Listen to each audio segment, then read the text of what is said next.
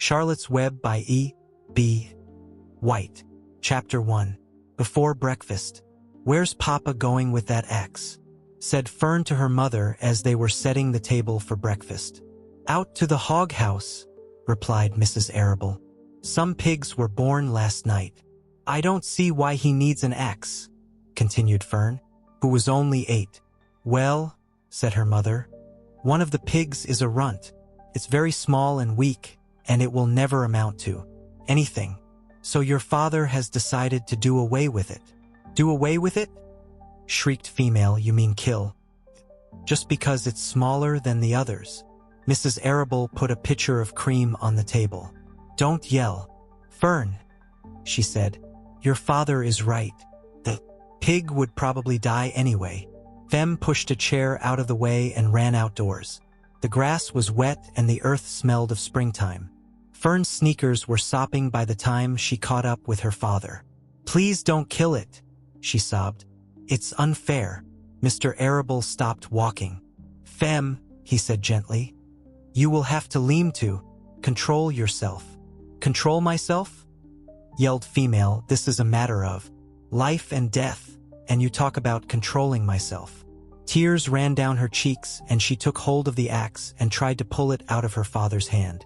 "Fern," said Mr. Arable, "I know more about raising a litter of pigs than you do. A weakling makes trouble. Now run along."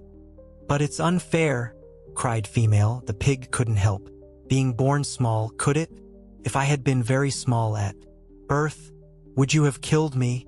Mr. Arable smiled. "Certainly not," he said, looking down at his daughter with love. "But this is different. A little girl is one thing, a little runty pig is another." "I see no difference," replied Fem, still hanging on to the axe. "This is the most terrible case of injustice I ever heard of." A queer look came over John Arable's face. He seemed almost ready to cry himself. "All right," he said. "You go back to the house and I will bring the runt when I come in. I'll let you start it on a bottle like a baby. Then you'll see what trouble a pig can be." When Mr. Arable returned to the house half an hour later, he carried a carton under his arm.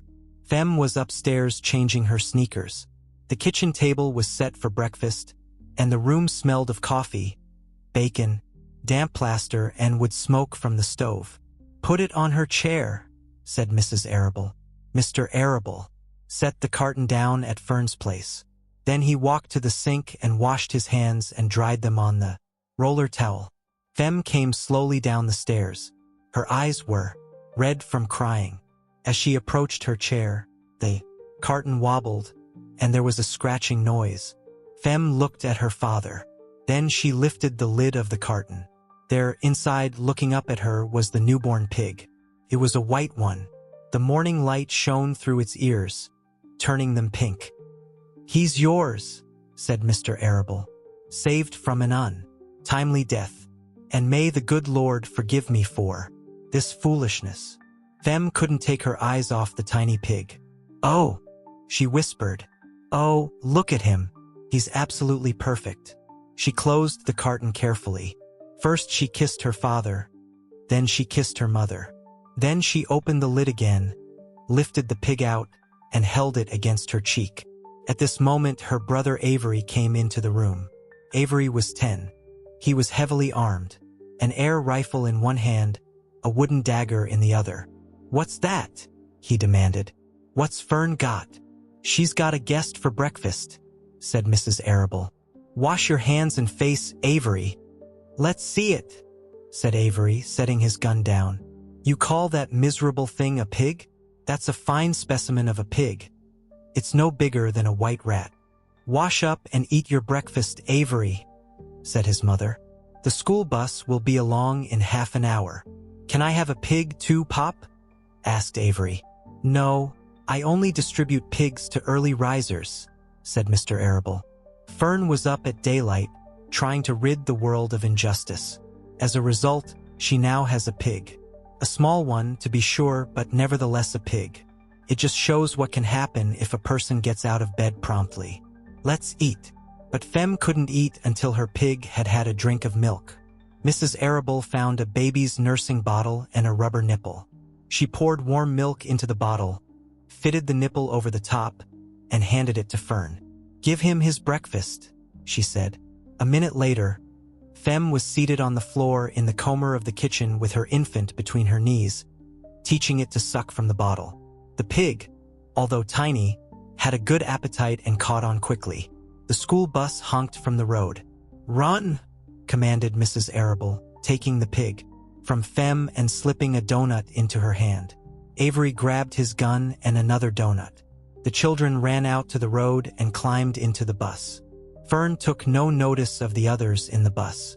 She just sat and stared out of the window, thinking what a blissful world it was and how lucky she was to have entire charge of a pig. By the time the bus reached school, Fem had named her pet, selecting the most beautiful name she could think of. "Its name is Wilbur," she whispered to herself. She was still thinking about the pig when the teacher said, "Fern, what is the capital of Pennsylvania?" "Wilbur," replied Fem dreamily. The pupils giggled. Fem blushed. Chapter 2. Wilbur. Fern loved Wilbur more than anything. She loved to stroke him, to feed him, to put him to bed. Every morning, as soon as she got up, she warmed his milk, tied his bib on, and held the bottle for him. Every afternoon, when the school bus stopped in front of her house, she jumped out and ran to the kitchen to fix another bottle for him. She fed him again at supper time, and again just before going to bed. Mrs. Arable gave him a feeding around noontime each day, when Fem was away in school.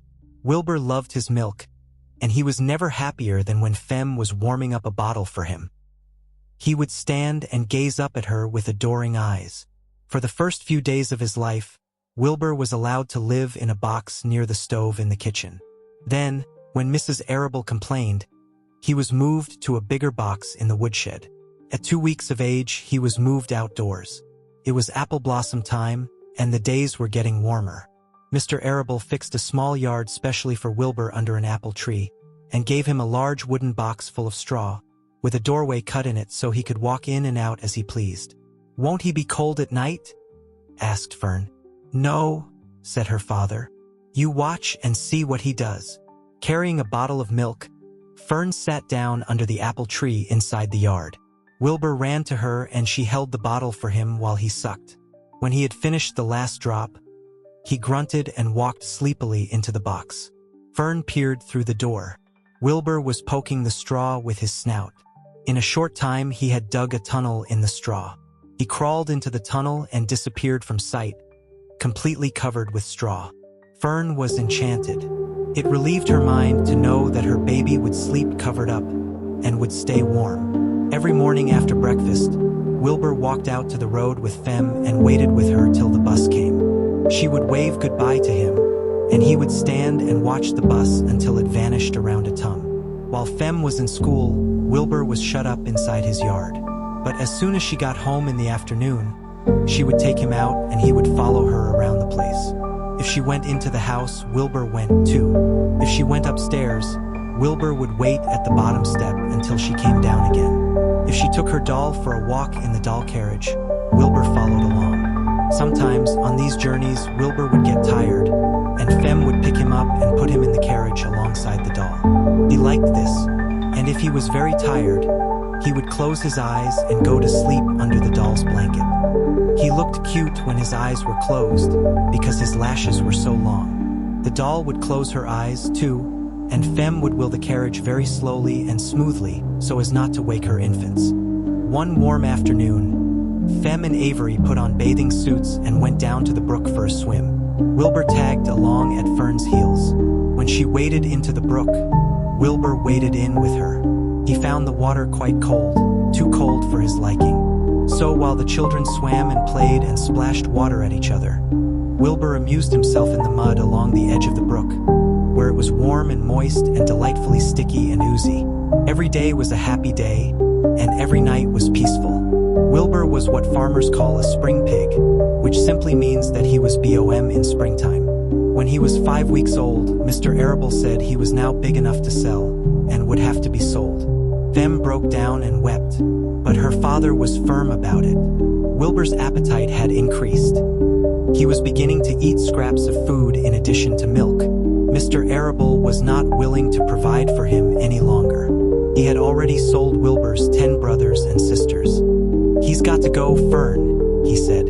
"You have had your fun raising a baby pig. But Wilbur is not a baby any longer and he has got to be sold." "Call up the Zuckermans," suggested Mrs. Arable. "To female, your Uncle Homer sometimes raises a pig. And if Wilbur goes there to live, you can walk down the road and visit him as often as you like." "How much money should I ask for him?" Fern wanted to know. "Well," said her father, "he's a runt. Tell your Uncle Homer you've got a pig you'll sell for $6 and see what he says." It was soon arranged. Fern phoned and got her Aunt Edith, and her Aunt Edith hollered for Uncle Homer, and Uncle Homer came in from the BAM and talked to female. When he heard that the price was only $6, he said he would buy the pig. Next day Wilbur was taken from his home under the apple tree and went to live in a manure pile in the cellar of Zuckerman's BAM. Chapter 3. The barn was very large. It was very old. It smelled of hay and it smelled of manure. It smelled of the perspiration of tired horses and the wonderful sweet breath of patient cows. It often had a sort of peaceful smell, as though nothing bad could happen ever again in the world. It smelled of grain and of harness dressing and of axle grease and of rubber boots and of new rope. And whenever the cat was given a fish head to eat, the barn would smell of fish. But mostly it smelled of hay, for there was always hay in the great loft up overhead. And there was always hay being pitched down to the cows and the horses and the sheep. The BAM was pleasantly warm in winter when the animals spent most of their time indoors, and it was pleasantly cool in summer when the big doors stood wide open to the breeze. The BAM had stalls on the main floor for the work horses, tie-ups on the main floor for the cows, a sheepfold down below for the sheep, a pig pen down below for Wilbur, and it was full of all sorts of things that you find in BAMs. Ladders, grindstones, pitchforks, monkey wrenches, scythes, lawn mowers, snow shovels, axe handles, milk pails, water buckets, empty grain sacks, and rusty rat traps. It was the kind of BAM that swallows like to build their nests in. It was the kind of BAM that children like to play in. And the whole thing was owned by Fern's uncle, Mr. Homer L. Zuckerman. Wilbur's new home was in the lower part of the barn, directly underneath the cows. Mr. Zuckerman knew that a manure pile is a good place to keep a young pig. Pigs need warmth, and it was warm and comfortable down there in the barn cellar on the south side. Fern came almost every day to visit him. She found sheep soon got to know her and trust her. So did the geese who lived with the sheep. All the animals trusted her. She was so quiet and friendly. Mr. Zuckerman did not allow her to take Wilbur out, and he did not allow her to get into the pig pen. But he told Fem that she could sit on the stool and watch Wilbur as long as she wanted to. It made her happy just to be near the pig, and it made Wilbur happy to know that she was sitting there, right outside his pen. But he never had any fun, no walks, no rides, no swims. One afternoon in June, when Wilbur was almost 2 months old, he wandered out into his small yard outside the barn. Fern had not arrived for her usual visit. Wilbur stood in the sun feeling lonely and bored. There's never anything to do around here, he thought. He walked slowly to his food trough and sniffed to see if anything had been overlooked at lunch. He found a small strip of potato skin and ate it. His back itched, so he leaned against the fence and rubbed against the boards. When he tired of this, he walked indoors, climbed to the top of the manure pile, and sat down. He didn't feel like going to sleep, he didn't feel like digging, he was tired of standing still, tired of lying down. "I'm less than 2 months old and I'm tired of living," he said. He walked out to the yard again. "When I'm out here," he said, "there's no place to go but in. When I'm indoors, there's no place to go but out in the yard." "That's where you're wrong, my friend, said a voice. Wilbur looked through the fence and saw the goose standing there. "You don't have to stay in that dirty little yard," said the goose, who talked rather fast. "One of the boards is loose. Push on it, push on it, and come on out." "What?" said Wilbur. "Say it slower. Added it at the risk of repeating myself," said the goose. "I suggest that you come on out. It's wonderful out here. Did you say a board was loose?" That I did, said the goose. Wilbur walked up to the fence and saw that the goose was right. One board was loose. He put his head down, shut his eyes and pushed. The board gave way.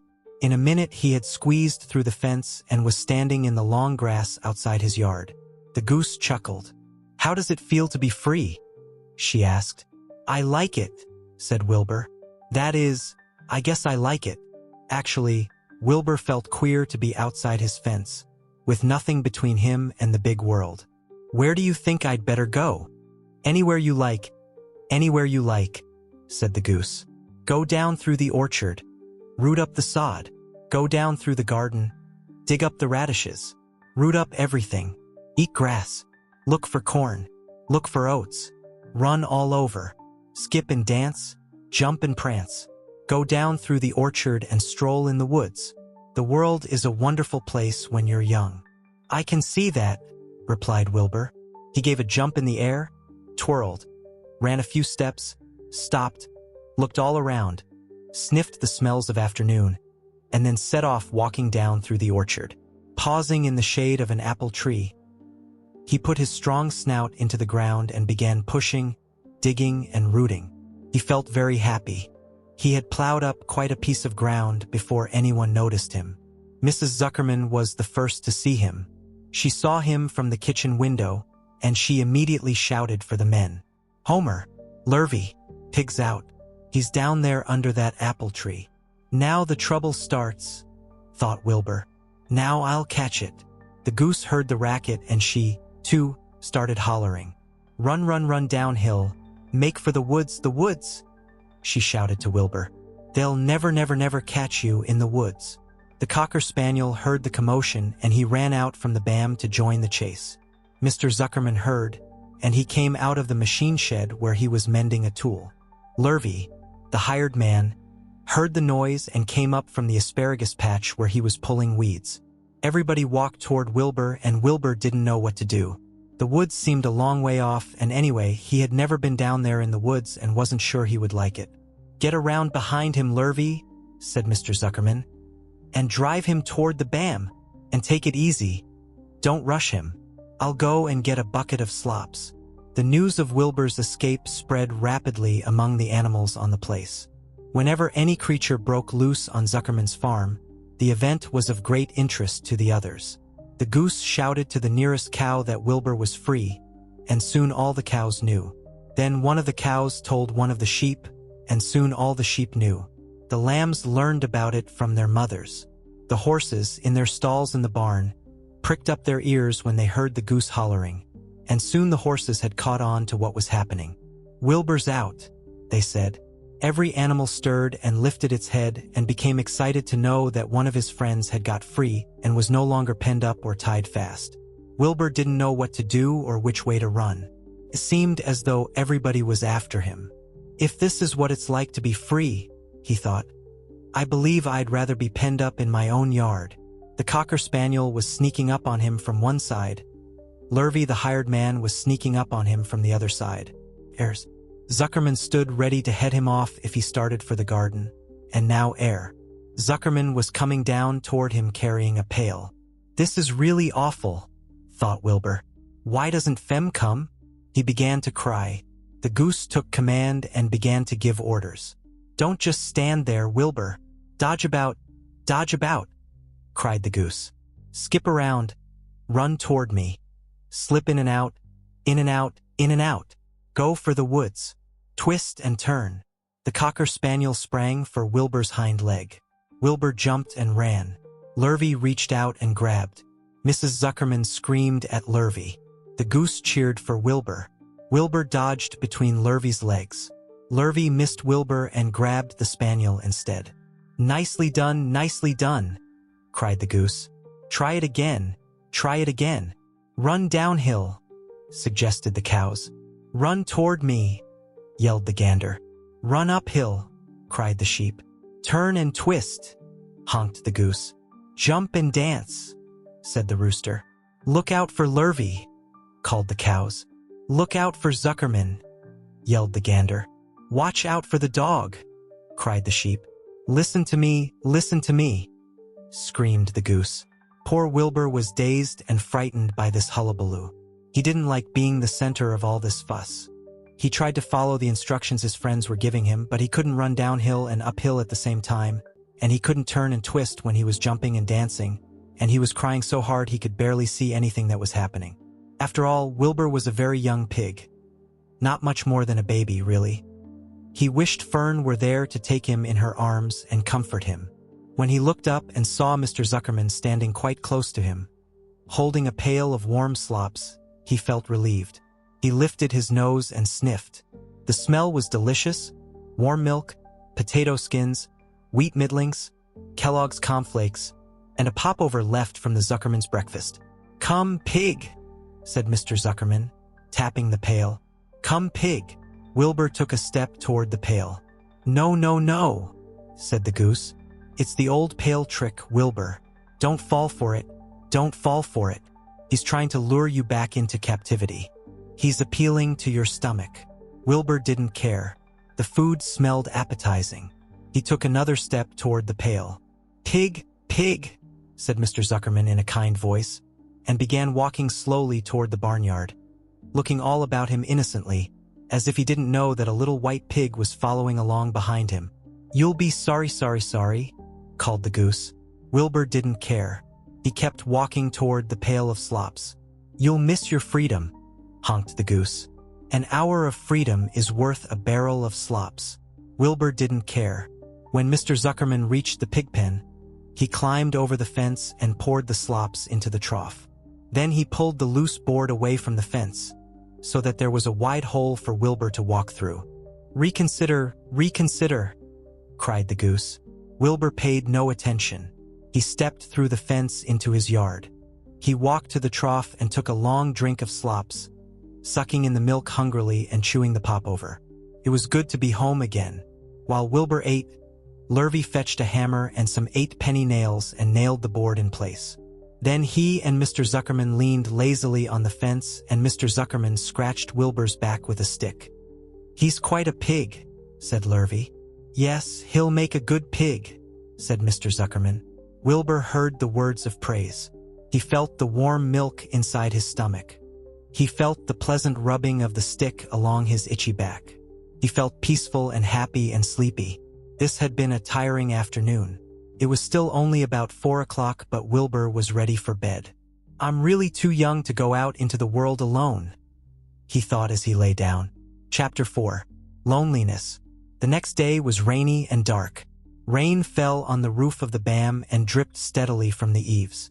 Rain fell in the barnyard and ran in crooked courses down into the lane where thistles and pigweed grew. Rain spattered against Mrs. Zuckerman's kitchen windows and came gushing out of the downspouts. Rain fell on the backs of the sheep as they grazed in the meadow. When the sheep tired of standing in the rain, they walked slowly up the lane and into the fold. Rain upset Wilbur's plans. Wilbur had planned to go out this day and dig a new hole in his yard. He had other plans, too. His plans for the day went something like this.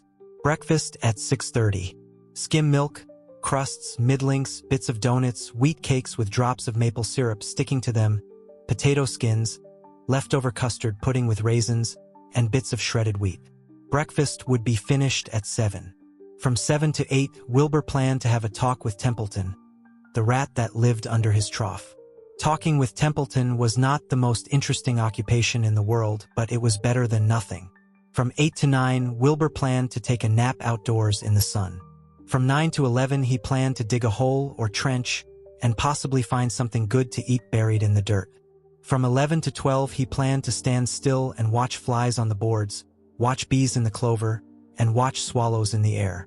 12 o'clock, lunchtime. Middlings, warm water, apple parings, meat gravy, carrot scrapings, meat scraps, stale hominy, and the wrapper off a package of cheese. Lunch would be over at 1. From 1 to 2, Wilbur planned to sleep. From 2 to 3, he planned to scratch itchy places by rubbing against the fence. From 3 to 4, he planned to stand perfectly still and think of what it was like to be alive and to wait for Fern. At 4 would come supper.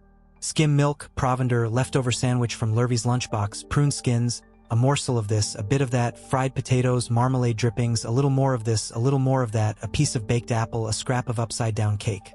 Wilbur had gone to sleep thinking about these plans. He awoke at 6 and saw the rain, and it seemed as though he couldn't bear it. "I get everything all beautifully planned out and it has to go in rain," he said. For a while he stood gloomily indoors. Then he walked to the door and looked out. Drops of rain struck his face. His yard was cold and wet. His trough had an inch of rainwater in it. Templeton was nowhere to be seen. "Are you out there, Templeton?" called Wilbur. There was no answer. Suddenly Wilbur felt lonely and friendless. "One day just like another," he groaned. "I'm very young. I have no real friend here in the barn. It's going to rain all morning and all afternoon, and Fern won't come in such bad weather. Oh, honestly." And Wilbur was crying again, for the second time in 2 days. At 6:30 Wilbur heard the banging of a pail. Lurvy was standing outside in the rain, stirring up breakfast. "Come on, pig," said Lurvy. Wilbur did not budge. Lurvy dumped the slops, scraped the pail, and walked away.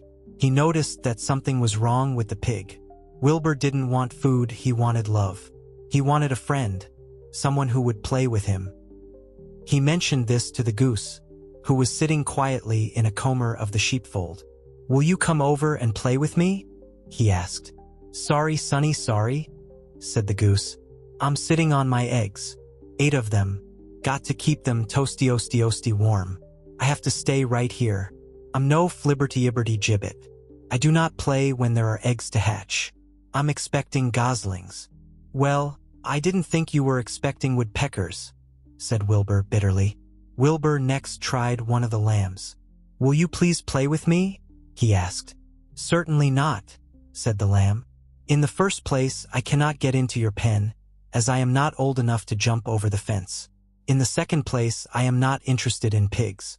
Pigs mean less than nothing to me." "What do you mean, less than nothing?" replied Wilbur. "I don't think there is any such thing as less than nothing. Nothing is absolutely the limit of nothingness. It's the lowest you can go. It's the end of the line. How can something be less than nothing? If there were something that was less than nothing, then nothing would not be nothing, it would be something, even though it's just a very little bit of something. But if nothing is nothing, then nothing has nothing that is less than it is." "Oh, be quiet," said the lamb. "Go play by yourself. I don't play with pigs." Sadly, Wilbur lay down and listened to the rain. Soon he saw the rat climbing down a slanting board that he used as a stairway. "Will you play with me, Templeton?" asked Wilbur. "Play?" said Templeton, twirling his whiskers. "Play? I hardly know the meaning of the word." "Well," said Wilbur, "it means to have fun, to frolic, to run and skip and make merry." "I never do those things if I can avoid them," replied the rat sourly. "I prefer to spend my time eating, gnawing, spying, and hiding. I am a glutton but not a merry maker. Right now I am on my way to your trough to eat your breakfast, since you haven't got sense enough to eat it yourself." And Templeton, the rat, crept stealthily along the wall and disappeared into a private tunnel that he had dug between the door and the trough in Wilbur's yard. Templeton was a crafty rat, and he had things pretty much his own way. The tunnel was an example of his skill and cunning. The tunnel enabled him to get from the barn to his hiding place under the pig trough without coming out into the open. He had tunnels and runways all over Mr. Zuckerman's farm and could get from one place to another without being seen. Usually he slept during the daytime and was abroad only after dark. Wilbur watched him disappear into his tunnel. In a moment he saw the rat's sharp nose poke out from underneath the wooden trough. Cautiously Templeton pulled himself up over the edge of the trough. This was almost more than Wilbur could stand. On this dreary, rainy day to see his breakfast being eaten by somebody else. He knew Templeton was getting soaked, out there in the pouring rain, but even that didn't comfort him. Friendless, dejected, and hungry, he threw himself down in the manure and sobbed. Late that afternoon, Lurvy went to Mr. Zuckerman. "I think there's something wrong with that pig of yours. He hasn't touched his food. Give him 2 spoonfuls of sulfur and a little molasses," said Mr. Zuckerman. Wilbur couldn't believe what was happening to him when Lurvy caught him and forced the medicine down his throat. This was certainly the worst day of his life. He didn't know whether he could endure the awful loneliness anymore. Darkness settled over everything. Soon there were only shadows and the noises of the sheep chewing their cuds, and occasionally the rattle of a cow chain up overhead. You can imagine Wilbur's surprise when, out of the darkness, came a small voice he had never heard before. It sounded rather thin, but pleasant. "Do you want a friend, Wilbur?" it said. "I'll be a friend to you. I've watched you all day and I like you." "But I can't see you," said Wilbur, jumping to his feet. "Where are you? And who are you?" "I'm right up here," said the voice. "Go to sleep. You'll see me in the morning." Chapter 5. Charlotte. The night seemed long. Wilbur's stomach was empty and his mind was full. And when your stomach is empty and your mind is full, it's always hard to sleep. A dozen times during the night Wilbur woke and stared into the blackness, listening to the sounds and trying to figure out what time it was. A BAM is never perfectly quiet. Even at midnight there is usually something stirring. The first time he woke, he heard Templeton gnawing a hole in the grain bin. Templeton's teeth scraped loudly against the wood and made quite a racket. "That crazy rat," thought Wilbur. "Why does he have to stay up all night, grinding his dashers and destroying people's property? Why can't he go to sleep, like any decent animal?" The second time Wilbur woke, he heard the goose turning on her nest and chuckling to herself. "What time is it?" whispered Wilbur to the goose. "Probably obeyably about 11:30, said the goose. "Why aren't you asleep, Wilbur?" "Too many things on my mind," said Wilbur. "Well," said the goose, "that's not my trouble. I have nothing at all on my mind, but I've too many things under my behind. Have you ever tried to sleep while sitting on 8 eggs? "No," replied Wilbur. "I suppose it is uncomfortable." "How long does it take a goose egg to hatch?" Approximately 30 days all told," answered the goose. "But I cheat a little. On warm afternoons, I just pull a little straw over the eggs and go out for a walk." Wilbur yawned and went back to sleep. In his dreams he heard again the voice saying, "I'll be a friend to you. Go to sleep. You'll see me in the morning." About half an hour before dawn, Wilbur woke and listened. The BAM was still dark. The sheep lay motionless. Even the goose was quiet. Overhead, on the main floor, nothing stirred. The cows were resting. The horses dozed. Templeton had quit work and gone off somewhere on an errand. The only sound was a slight scraping noise from the rooftop, where the weather vane swung back and forth. Wilbur loved the BAM when it was like this, calm and quiet, waiting for light. Day is almost here, he thought. Through a small window, a faint gleam appeared. One by one the stars went out. Wilbur could see the goose a few feet away. She sat with head tucked under a wing. Then he could see the sheep and the lambs. The sky lightened. "Oh, beautiful day. It is here at last.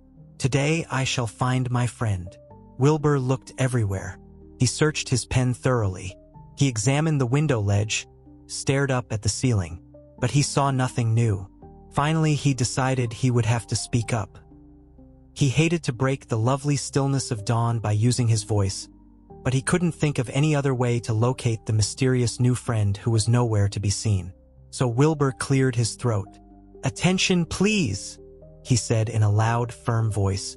"Will the party who addressed me at bedtime last night kindly make himself or herself known by giving an appropriate sign or signal?" Wilbur paused and listened. All the other animals lifted their heads and stared at him. Wilbur blushed, but he was determined to get in touch with his unknown friend. "Attention, please," he said. "I will repeat the message. Will the party who addressed me at bedtime last night kindly speak up? Please tell me where you are, if you are my friend." The sheep looked at each other in disgust.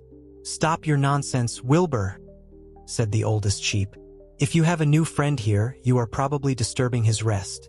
And the quickest way to spoil a friendship is to wake somebody up in the morning before he is ready. How can you be sure your friend is an early riser?" "I beg everyone's pardon," whispered Wilbur. "I didn't mean to be objectionable." He lay down meekly in the manure, facing the door. He did not know it, but his friend was very near.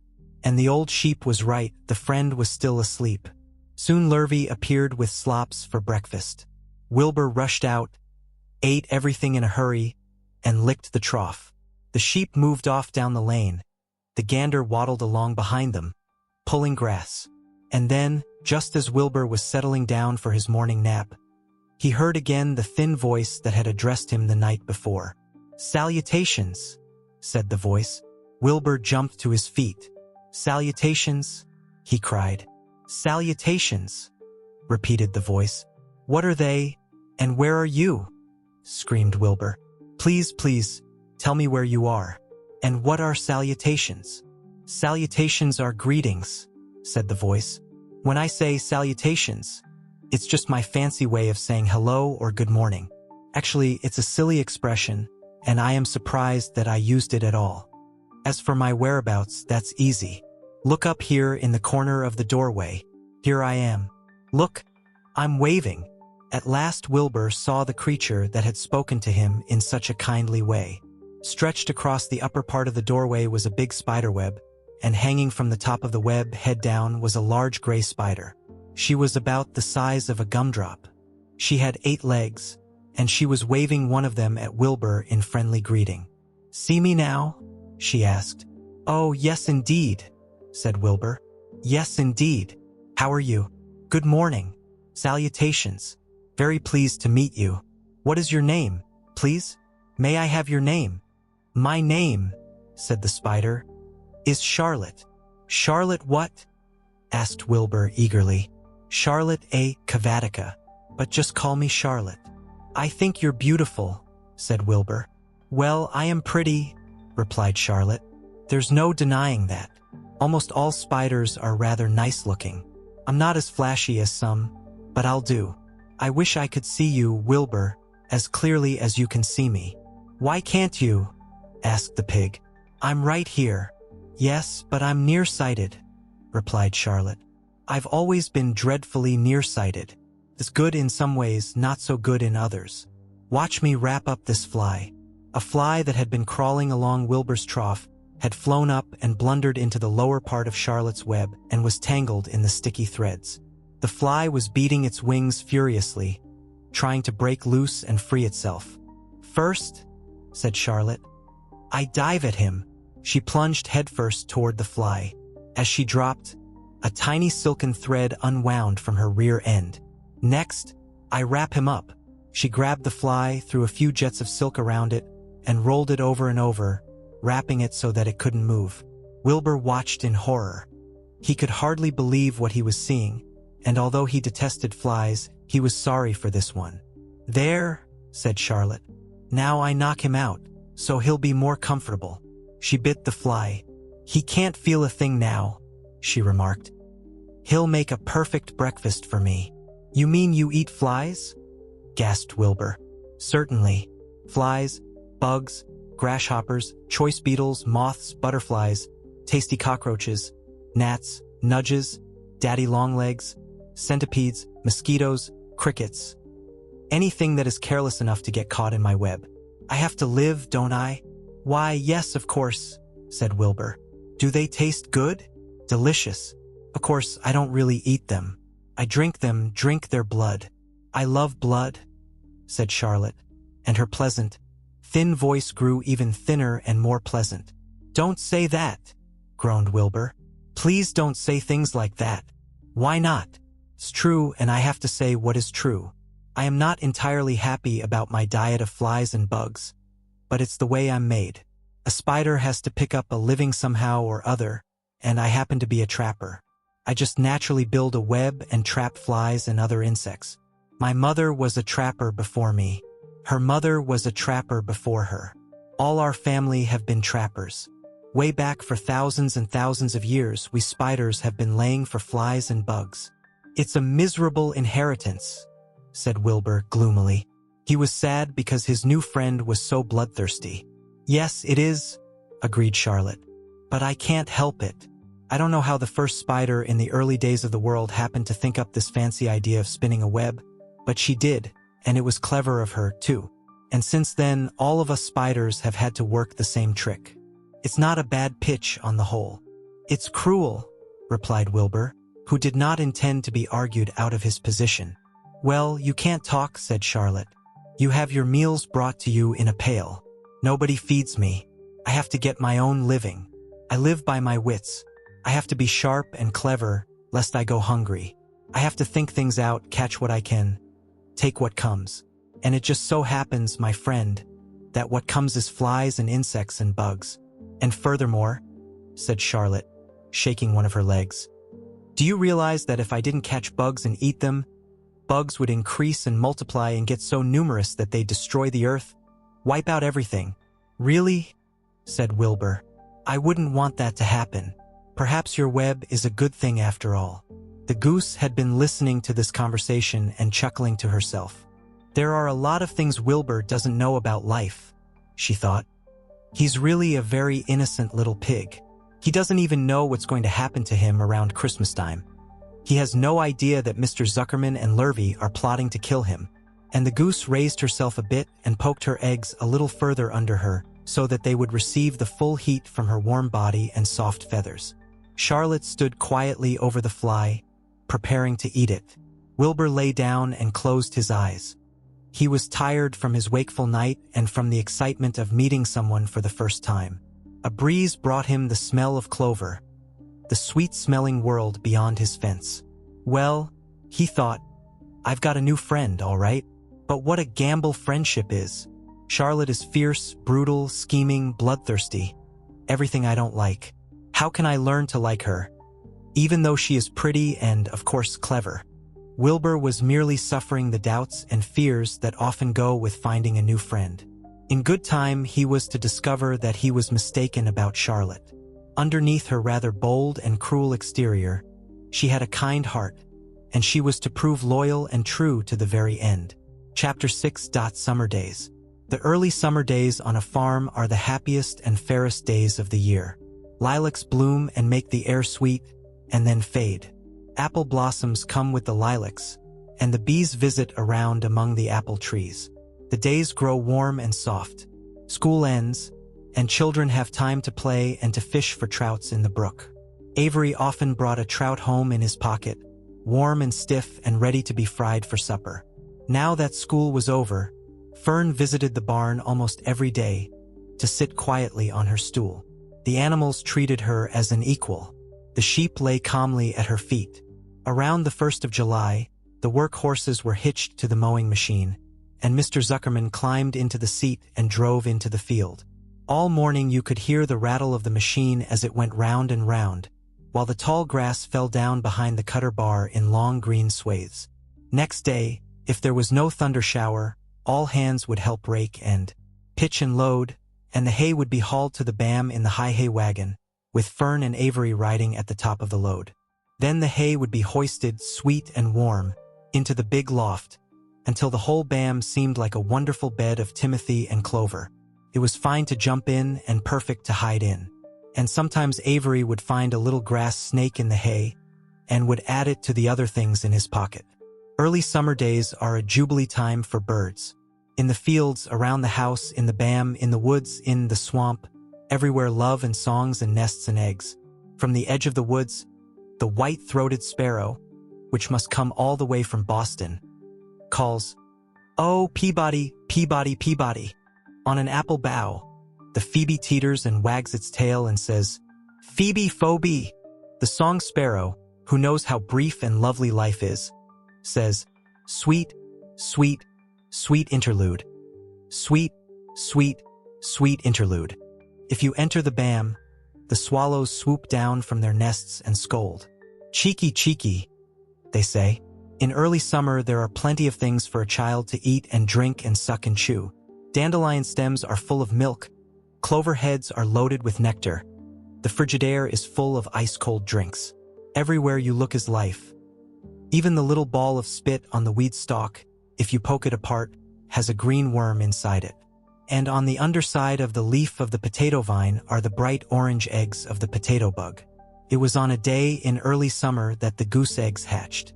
This was an important event in the barn cellar. Fern was there, sitting on her stool, when it happened. Except for the goose herself, Charlotte was the first to know that the goslings had at last arrived. The goose knew a day in advance that they were coming. She could hear their weak voices calling from inside the egg. She knew that they were in a desperately cramped position inside the shell and were most anxious to break through and get out. So she sat quite still and talked less than usual. When the first gosling poked its gray-green head through the goose's feathers and looked around, Charlotte spied it and made the announcement. "I am sure," she said, "that every one of us here will be gratified to learn that after 4 weeks of unremitting effort and patience on the part of our friend the goose, she now has something to show for it. The goslings have arrived. May I offer my sincere congratulations?" "Thank you, thank you, thank you," said the goose, nodding and bowing shamelessly. "Thank you," said the gander. "Congratulations," shouted Wilbur. "How many goslings are there? I can only see one." "There are 7, said the goose. "Fine," said Charlotte. "7 is a lucky number." "Luck had nothing to do with this," said the goose. "It was good management and hard work." At this point, Templeton showed his nose from his hiding place under Wilbur's trough.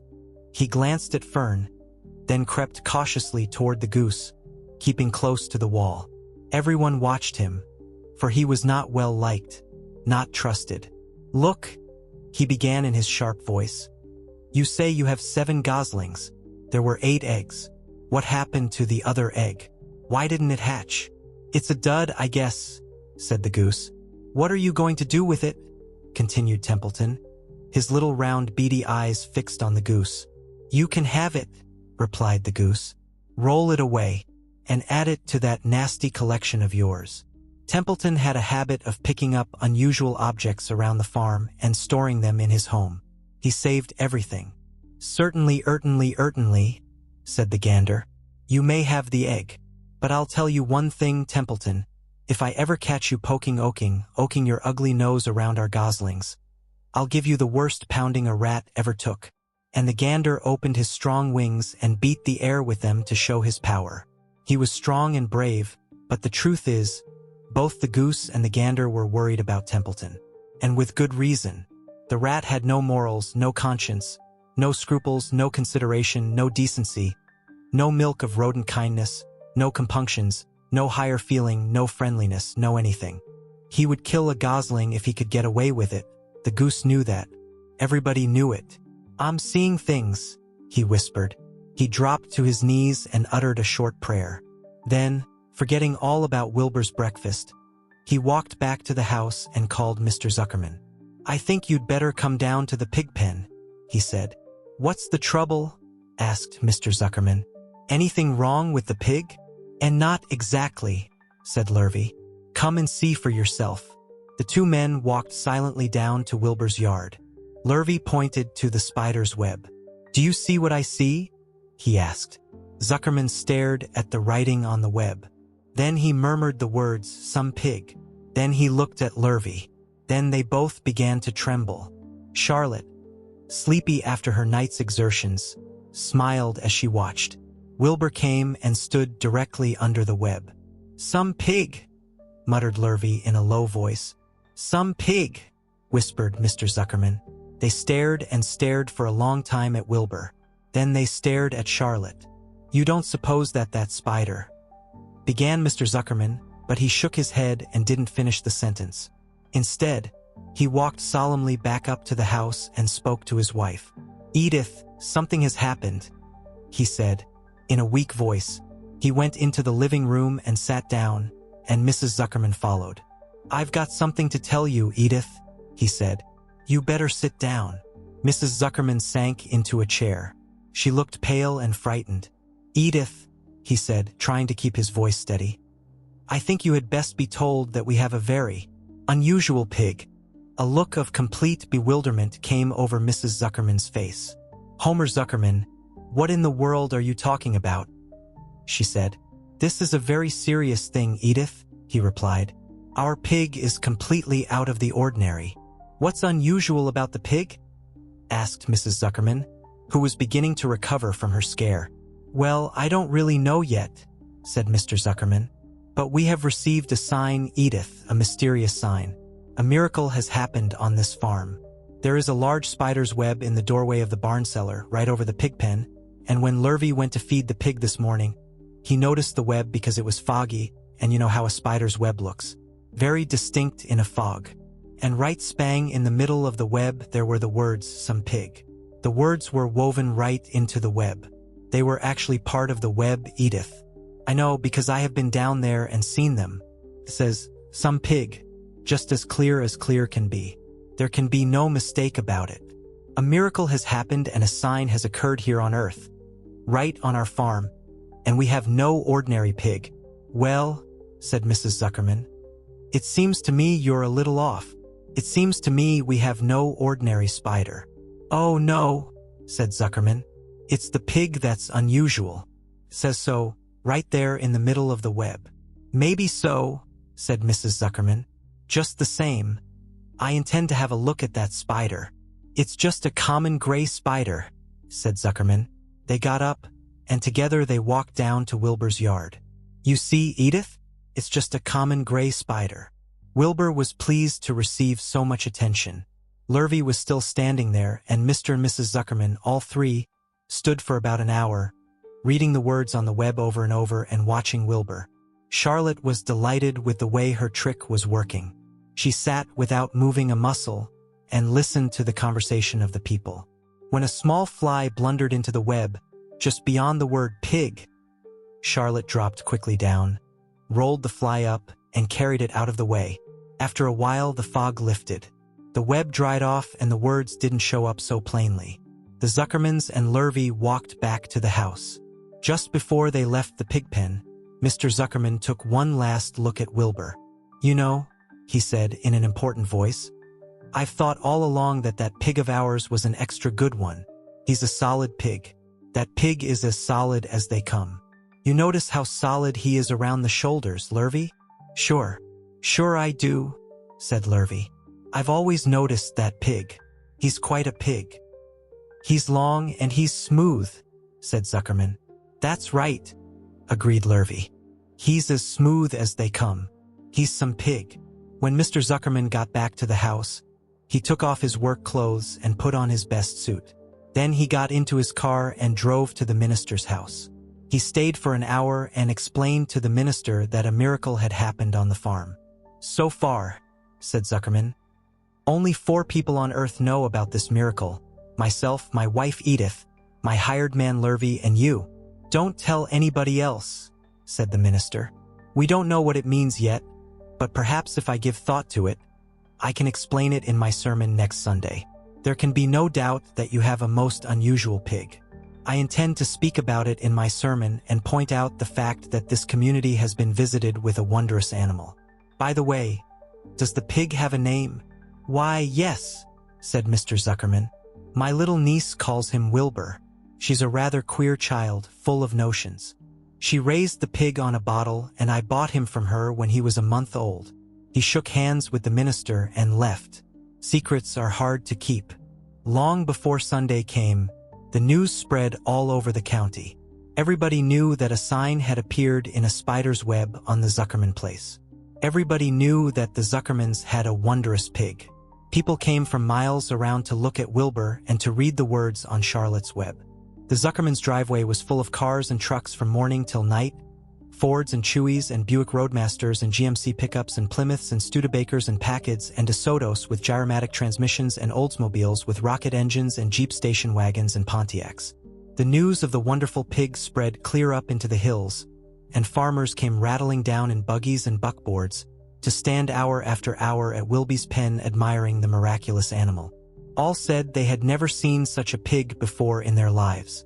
When Fern told her mother that Avery had tried to hit the Zuckerman spider with a stick, Mrs. Arable was so shocked that she sent Avery to bed without any supper, as punishment. In the days that followed, Mr. Zuckerman was so busy entertaining visitors that he neglected his farm work. He wore his good clothes all the time now, got right into them when he got up in the morning.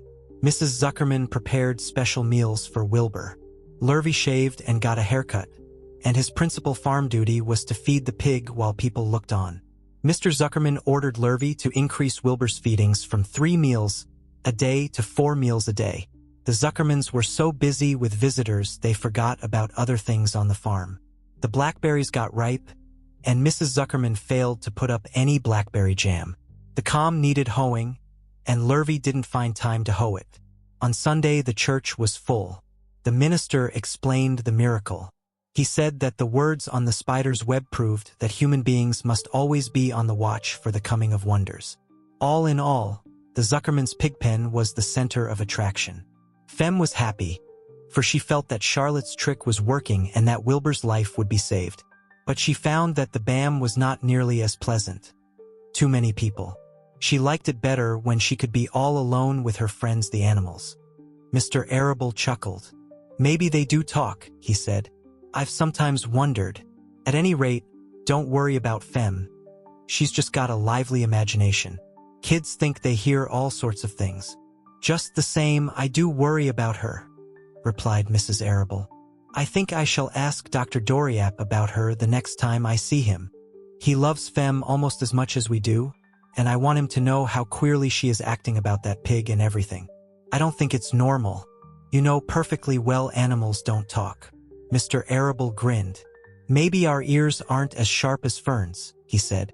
Chapter 9. Wilbur's Boast. The spider's web is stronger than it looks. Although it is made of thin, delicate strands, the web is not easily broken. However, a web gets torn every day by the insects that kick around in it, and a spider must rebuild it when it gets full of holes. Charlotte liked to do her weaving during the late afternoon, and Fern liked to sit nearby and watch. One afternoon, she heard a most interesting conversation and witnessed a strange event. "You have awfully hairy legs, Charlotte," said Wilbur, as the spider busily worked at her task. "My legs are hairy for a good reason," replied Charlotte. "Furthermore, each leg of mine has 7 sections: the coxa, the trochanter, the femur, the patella, the tibia, the metatarsus, and the tarsus." Wilbur sat bolt upright. "You're kidding," he said. "No, I'm not either. Say those names again. I didn't catch them the first time. Coxa, trochanter, femur, patella, tibia, metatarsus, and tarsus." "Goodness," said Wilbur, looking down at his own chubby legs. "I don't think my legs have 7 sections." "Well," said Charlotte, "you and I lead different lives. You don't have to spin a web. That takes real leg work." "I could spin a web if I tried," said Wilbur, boasting. "I've just never tried." "Let's see you do it," said Charlotte. Fern chuckled softly, and her eyes grew wide with love for the pig. "Okay," replied Wilbur. "You coach me and I'll spin one. It must be a lot of fun to spin a web. How do I start?" "Take a deep breath," said Charlotte, smiling. Wilbur breathed deeply. "Now climb to the highest place you can get to, like this." Charlotte raced up to the top of the doorway. Wilbur scrambled to the top of the manure pile. "Very good," said Charlotte. "Now make an attachment with your spinnerets, hurl yourself into space, and let out a dragline as you go down." Wilbur hesitated a moment, then jumped out into the air. He glanced hastily behind to see if a piece of rope was following him to check his fall, but nothing seemed to be happening in his rear, and the next thing he knew he landed with a thump. "Oomp," he grunted. Charlotte laughed so hard her web began to sway. "What did I do wrong?" asked the pig, when he recovered from his bump. "Nothing," said Charlotte. "It was a nice try. I think I'll try again," said Wilbur cheerfully. "I believe what I need is a little piece of string to hold me." The pig walked out to his yard. "You there, Templeton?" he called. The rat poked his head out from under the trough. "Got a little piece of string I could borrow?" asked Wilbur. "I need it to spin a web." "Yes, indeed," replied Templeton, who saved string. "No trouble at all. Anything to oblige."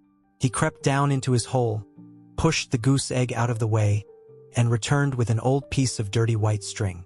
Wilbur examined it. "That's just the thing," he said. "Tie one end to my tail, will you, Templeton?" Wilbur crouched low, with his thin, curly tail toward the rat. Templeton seized the string, passed it around the end of the pig's tail, and tied 2 half hitches. Charlotte watched in delight. Like Fern, she was truly fond of Wilbur, whose smelly pen and stale food attracted the flies that she needed. And she was proud to see that he was not a quitter and was willing to try again to spin a web. While the rat and the spider and the little girl watched, Wilbur climbed again to the top of the manure pile, full of energy and hope. "Everybody watch!" he cried, and summoning all his strength, he threw himself into the air, headfirst. The string trailed behind him, but as he had neglected to fasten the other end to anything, it didn't really do any good, and Wilbur landed with a thud, crushed and hurt. Tears came to his eyes. Templeton grinned. Charlotte just sat quietly. After a bit she spoke. "You can't spin a web, Wilbur, and I advise you to put the idea out of your mind. You lack two things needed for spinning a web." "What are they?" asked Wilbur sadly. "You lack a set of spinnerets and you lack know-how. But cheer up, you don't need a web. Zuckerman supplies you with 3 big meals a day. Why should you worry about trapping food?" Wilbur sighed. "You're ever so much cleverer and brighter than I am, Charlotte. I guess I was just trying to show off. Serves me right." Templeton untied his string and took it back to his home. Charlotte returned to her weaving. "You needn't feel too badly, Wilbur," she said. "Not many creatures can spin webs. Even men aren't as good at it as spiders, although they think they're pretty good, and they'll try anything. Did you ever hear of the Queensboro Bridge?" Wilbur shook his head. "Is it a web?" "Sort of," replied Charlotte. "But do you know how long it took men to build it? 8 whole years. My goodness, I would have starved to death waiting that long. I can make a web in a single evening." "What do people catch in the Queensboro Bridge, bugs?" asked Wilbur. "No," said Charlotte. "They don't catch anything. They just keep trotting back and forth across the bridge thinking there is something better on the other side.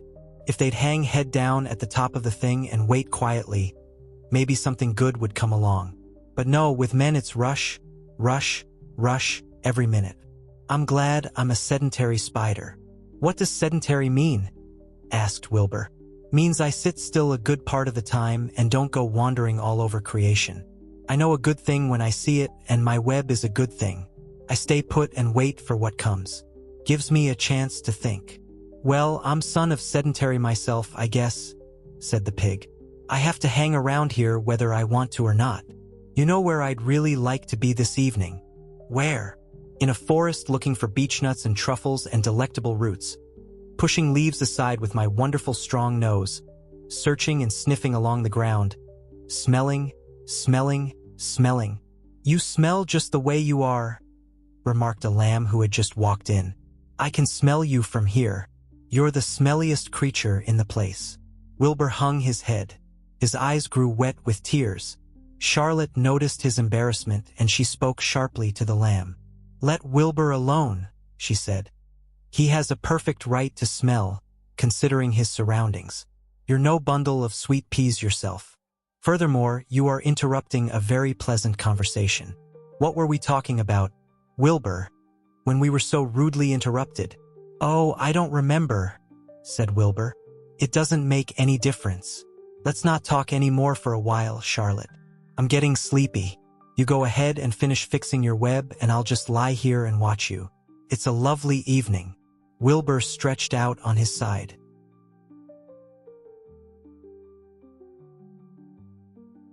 Twilight settled over Zuckerman's BAM, and a feeling of peace. Fern knew it was almost supper time, but she couldn't bear to leave. Swallows passed on silent wings, in and out of the doorways, bringing food to their young ones. From across the road a bird sang, "Whippoorwill, whippoorwill." Lurvy sat down under an apple tree and lit his pipe. The animals sniffed the familiar smell of strong tobacco.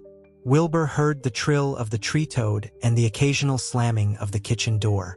All these sounds made him feel comfortable and happy, for he loved life and loved to be a part of the world on a summer evening.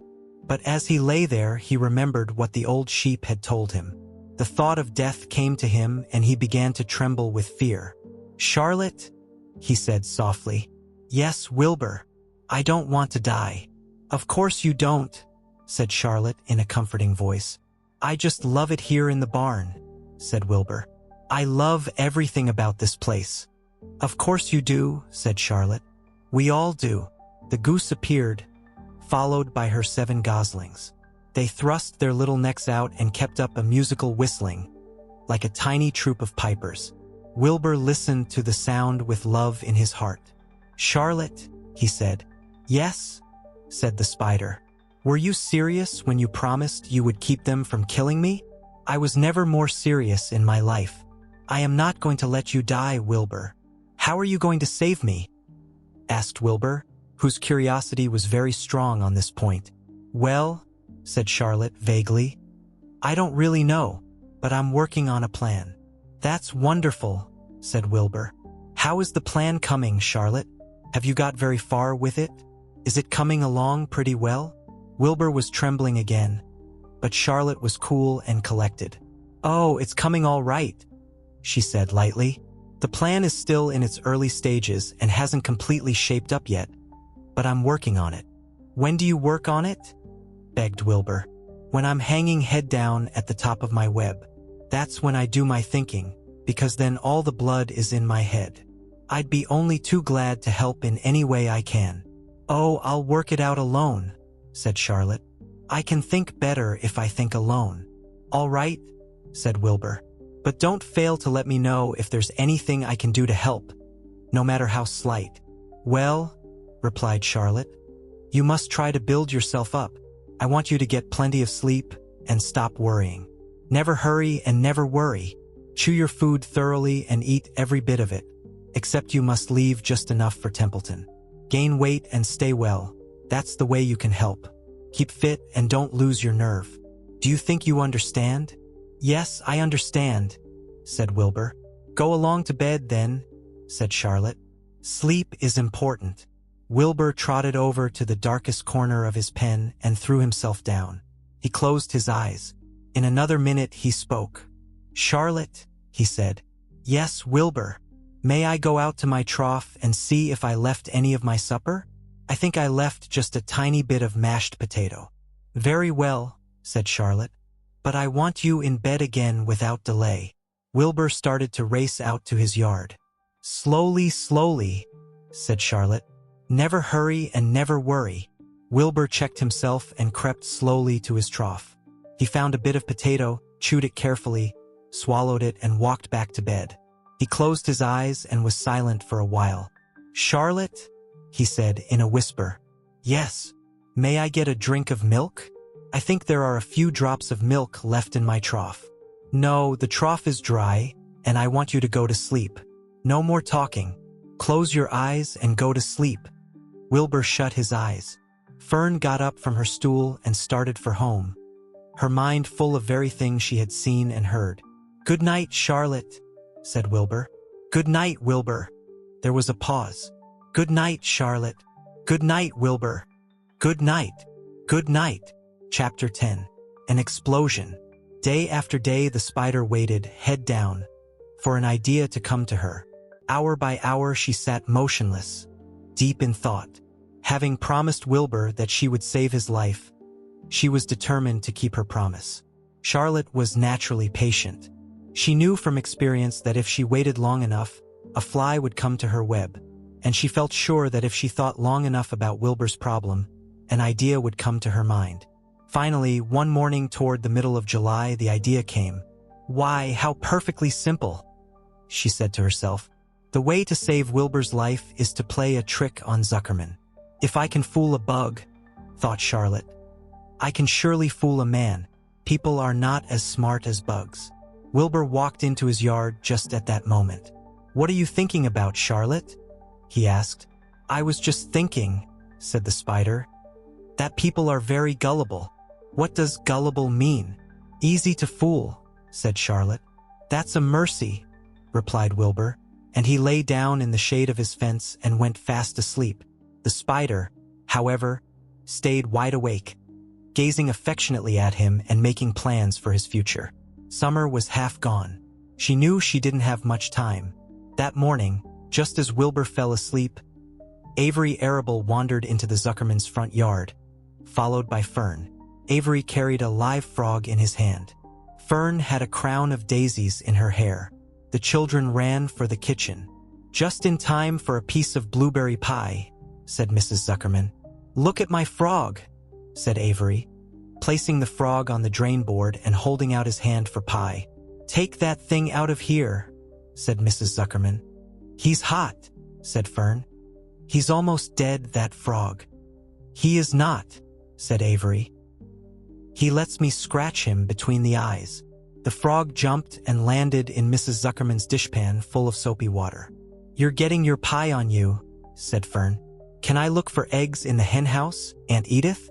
Run outdoors, both of you, and don't bother the hens. It's getting all over everything," shouted Fern. "His pie is all over his front." "Come on, frog," cried Avery. He scooped up his frog. The frog kicked, splashing soapy water onto the blueberry pie. "Another crisis," groaned Fern. "Let's swing in the swing," said Avery. The children ran to the barn. Mr. Zuckerman had the best swing in the county. It was a single long piece of heavy rope tied to the beam over the north doorway. At the bottom end of the rope was a fat knot to sit on. It was arranged so that you could swing without being pushed. You climbed a ladder to the hayloft. Then, holding the rope, you stood at the edge and looked down and were scared and dizzy. Then you straddled the knot so that it acted as a seat. Then you got up all your nerve, took a deep breath, and jumped. For a second you seemed to be falling to the barn floor far below. But then suddenly the rope would begin to catch you, and you would sail through the barn door going a mile a minute, with the wind whistling in your eyes and ears and hair. Then you would zoom upward into the sky and look up at the clouds, and the rope would twist and you would twist and turn with the rope. Then you would drop down out of the sky and come sailing back into the BAM, almost into the hayloft, then sail out again, not quite so far this time, then in again, not quite so high, then out again, then in again, then out, then in, and then you jump off and fall down and let somebody else try it. Mothers for miles around worried about Zuckerman's swing. They feared some child would fall off. But no child ever did. Children almost always hang on to things tighter than their parents think they will. Avery put the frog in his pocket and climbed to the hayloft. "The last time I swung in this swing, I almost crashed into a BAM swallow," he yelled. "Take that frog out," ordered Fern. Avery straddled the rope and jumped. He sailed out through the door, frog and all, and into the sky, frog and all. Then he sailed back into the barn. "Your tongue is purple," screamed Fern. "So is yours," cried Avery, sailing out again with the frog. "I have hay inside my dress. It itches," called Fern. "Scratch it," yelled Avery as he sailed back. "It's my turn," said Fern. "Jump off." "Fern's got the itch," sang Avery. When he jumped off, he threw the swing up to his sister. She shut her eyes tight and jumped. She felt the dizzy drop, then the supporting lift of the swing. When she opened her eyes, she was looking up into the blue sky and was about to fly back through the door. They took turns for an hour. When the children grew tired of swinging, they went down toward the pasture and picked wild raspberries and ate them. Their tongues turned from purple to red. Fern bit into a raspberry that had a bad-tasting bug inside it and got discouraged. Avery found an empty candy box and put his frog in it. The frog seemed tired after his morning in the swing.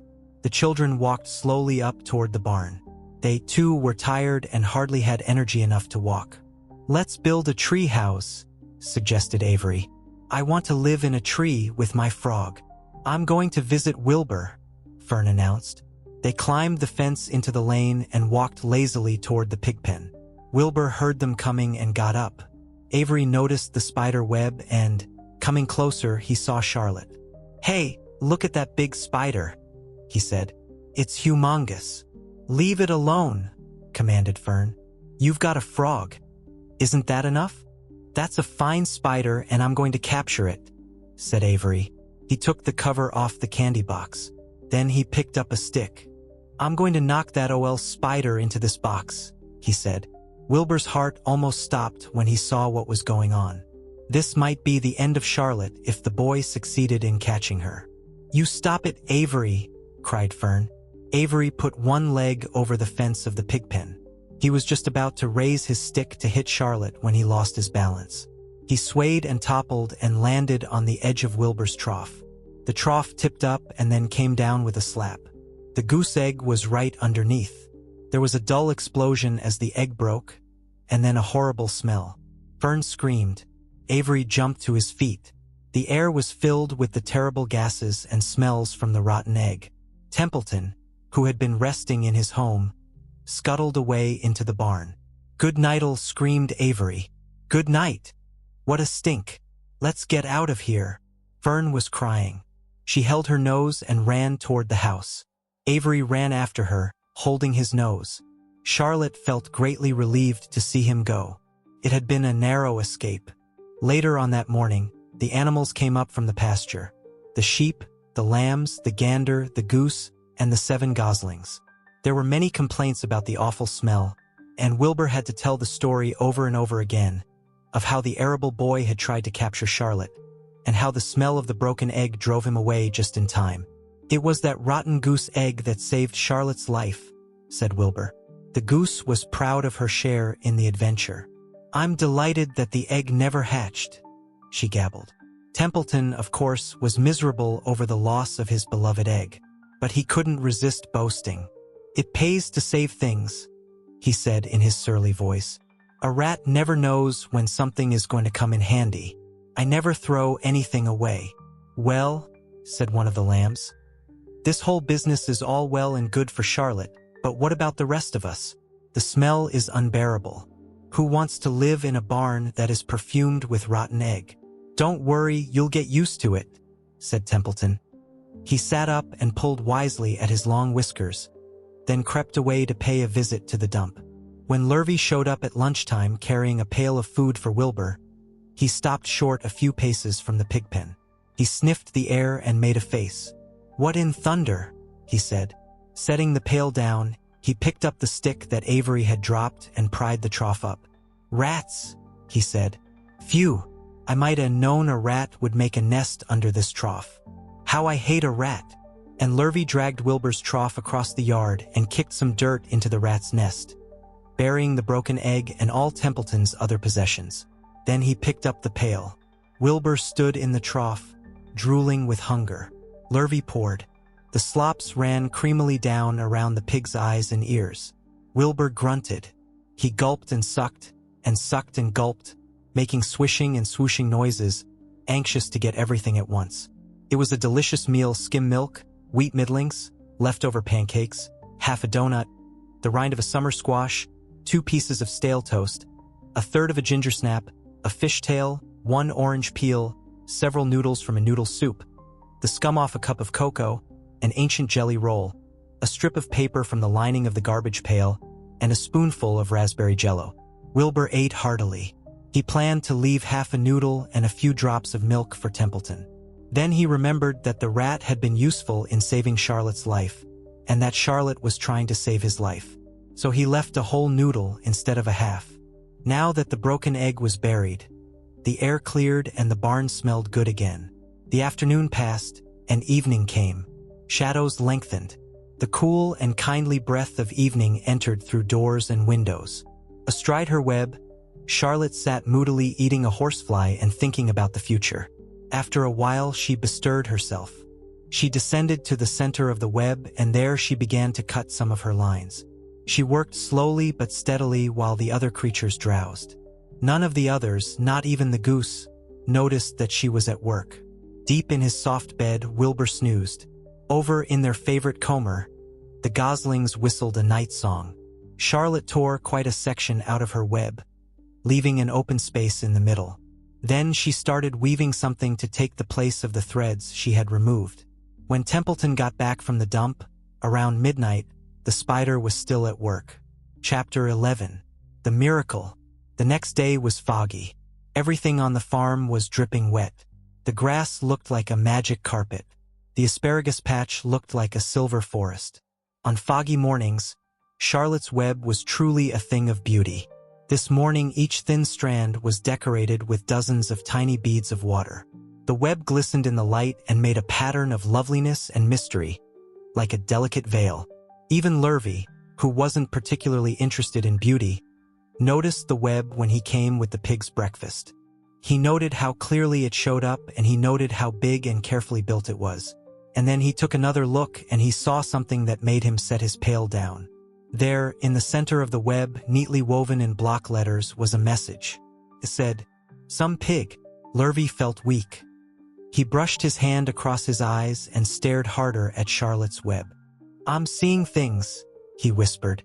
He dropped to his knees and uttered a short prayer. Then, forgetting all about Wilbur's breakfast, he walked back to the house and called Mr. Zuckerman. "I think you'd better come down to the pig pen," he said. "What's the trouble?" asked Mr. Zuckerman. "Anything wrong with the pig?" "And not exactly," said Lurvy. "Come and see for yourself." The two men walked silently down to Wilbur's yard. Lurvy pointed to the spider's web. "Do you see what I see?" he asked. Zuckerman stared at the writing on the web. Then he murmured the words, "Some pig." Then he looked at Lurvy. Then they both began to tremble.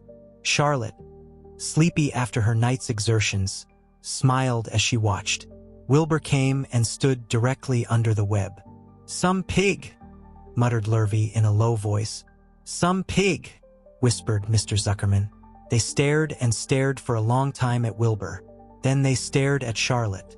"You don't suppose that spider—" began Mr. Zuckerman, but he shook his head and didn't finish the sentence. Instead, he walked solemnly back up to the house and spoke to his wife. "Edith, something has happened," he said, in a weak voice. He went into the living room and sat down, and Mrs. Zuckerman followed. "I've got something to tell you, Edith," he said. "You better sit down." Mrs. Zuckerman sank into a chair. She looked pale and frightened. "Edith," he said, trying to keep his voice steady, "I think you had best be told that we have a very unusual pig." A look of complete bewilderment came over Mrs. Zuckerman's face. "Homer Zuckerman, what in the world are you talking about?" she said. "This is a very serious thing, Edith," he replied. "Our pig is completely out of the ordinary." "What's unusual about the pig?" asked Mrs. Zuckerman, who was beginning to recover from her scare. "Well, I don't really know yet," said Mr. Zuckerman. "But we have received a sign, Edith, a mysterious sign. A miracle has happened on this farm. There is a large spider's web in the doorway of the barn cellar, right over the pig pen, and when Lurvy went to feed the pig this morning, he noticed the web because it was foggy, and you know how a spider's web looks. Very distinct in a fog. And right spang in the middle of the web there were the words, 'Some pig.' The words were woven right into the web. They were actually part of the web, Edith. I know because I have been down there and seen them. It says, 'Some pig,' just as clear can be. There can be no mistake about it. A miracle has happened and a sign has occurred here on Earth, right on our farm, and we have no ordinary pig." "Well," said Mrs. Zuckerman, "it seems to me you're a little off. It seems to me we have no ordinary spider." "Oh no," said Zuckerman. "It's the pig that's unusual. It says so, right there in the middle of the web." "Maybe so," said Mrs. Zuckerman. "Just the same, I intend to have a look at that spider." "It's just a common gray spider," said Zuckerman. They got up, and together they walked down to Wilbur's yard. "You see, Edith? It's just a common gray spider." Wilbur was pleased to receive so much attention. Lurvy was still standing there, and Mr. and Mrs. Zuckerman, all three, stood for about an hour, reading the words on the web over and over and watching Wilbur. Charlotte was delighted with the way her trick was working. She sat without moving a muscle and listened to the conversation of the people. When a small fly blundered into the web, just beyond the word pig, Charlotte dropped quickly down, rolled the fly up, and carried it out of the way. After a while, the fog lifted. The web dried off and the words didn't show up so plainly. The Zuckermans and Lurvy walked back to the house. Just before they left the pig pen, Mr. Zuckerman took one last look at Wilbur. "You know," he said in an important voice, "I've thought all along that pig of ours was an extra good one. He's a solid pig. That pig is as solid as they come. You notice how solid he is around the shoulders, Lurvy?" Sure I do," said Lurvy. "I've always noticed that pig. He's quite a pig." "He's long and he's smooth," said Zuckerman. "That's right," agreed Lurvy. "He's as smooth as they come. He's some pig." When Mr. Zuckerman got back to the house, he took off his work clothes and put on his best suit. Then he got into his car and drove to the minister's house. He stayed for an hour and explained to the minister that a miracle had happened on the farm. "So far," said Zuckerman, "only 4 people on Earth know about this miracle. Myself, my wife Edith, my hired man Lurvy and you. Don't tell anybody else, said the minister. We don't know what it means yet, but perhaps if I give thought to it, I can explain it in my sermon next Sunday. There can be no doubt that you have a most unusual pig. I intend to speak about it in my sermon and point out the fact that this community has been visited with a wondrous animal. By the way, does the pig have a name? Why, yes, said Mr. Zuckerman. My little niece calls him Wilbur. She's a rather queer child, full of notions. She raised the pig on a bottle, and I bought him from her when he was a month old. He shook hands with the minister and left. Secrets are hard to keep.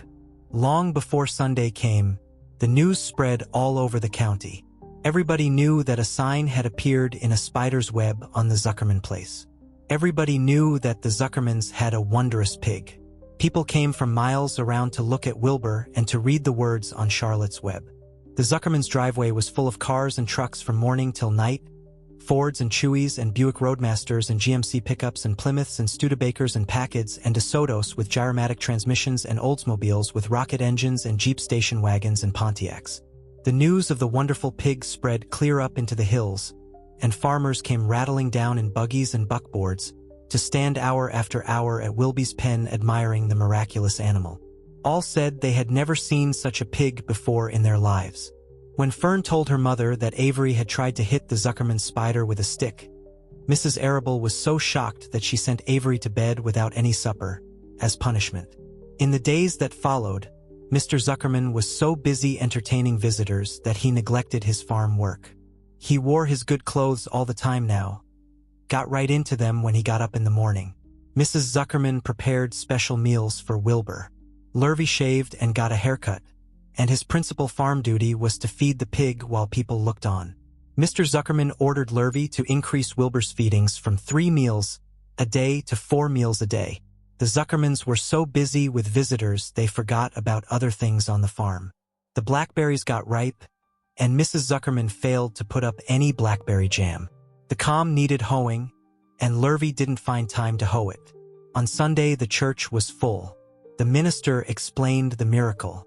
He said that the words on the spider's web proved that human beings must always be on the watch for the coming of wonders. All in all, the Zuckerman's pigpen was the center of attraction. Fem was happy, for she felt that Charlotte's trick was working and that Wilbur's life would be saved. But she found that the BAM was not nearly as pleasant. Too many people. She liked it better when she could be all alone with her friends the animals. Chapter 13. A meeting. One evening, a few days after the writing had appeared in Charlotte's web, the spider called a meeting of all the animals in the BAM cellar. I shall begin by calling the roll. Wilbur. Here, said the pig. Gander. Here, here, here, said the gander.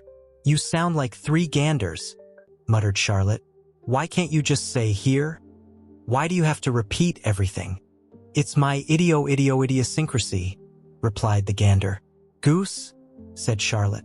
Here, here, here, said the goose. Charlotte glared at her. Goslings 1 through 7?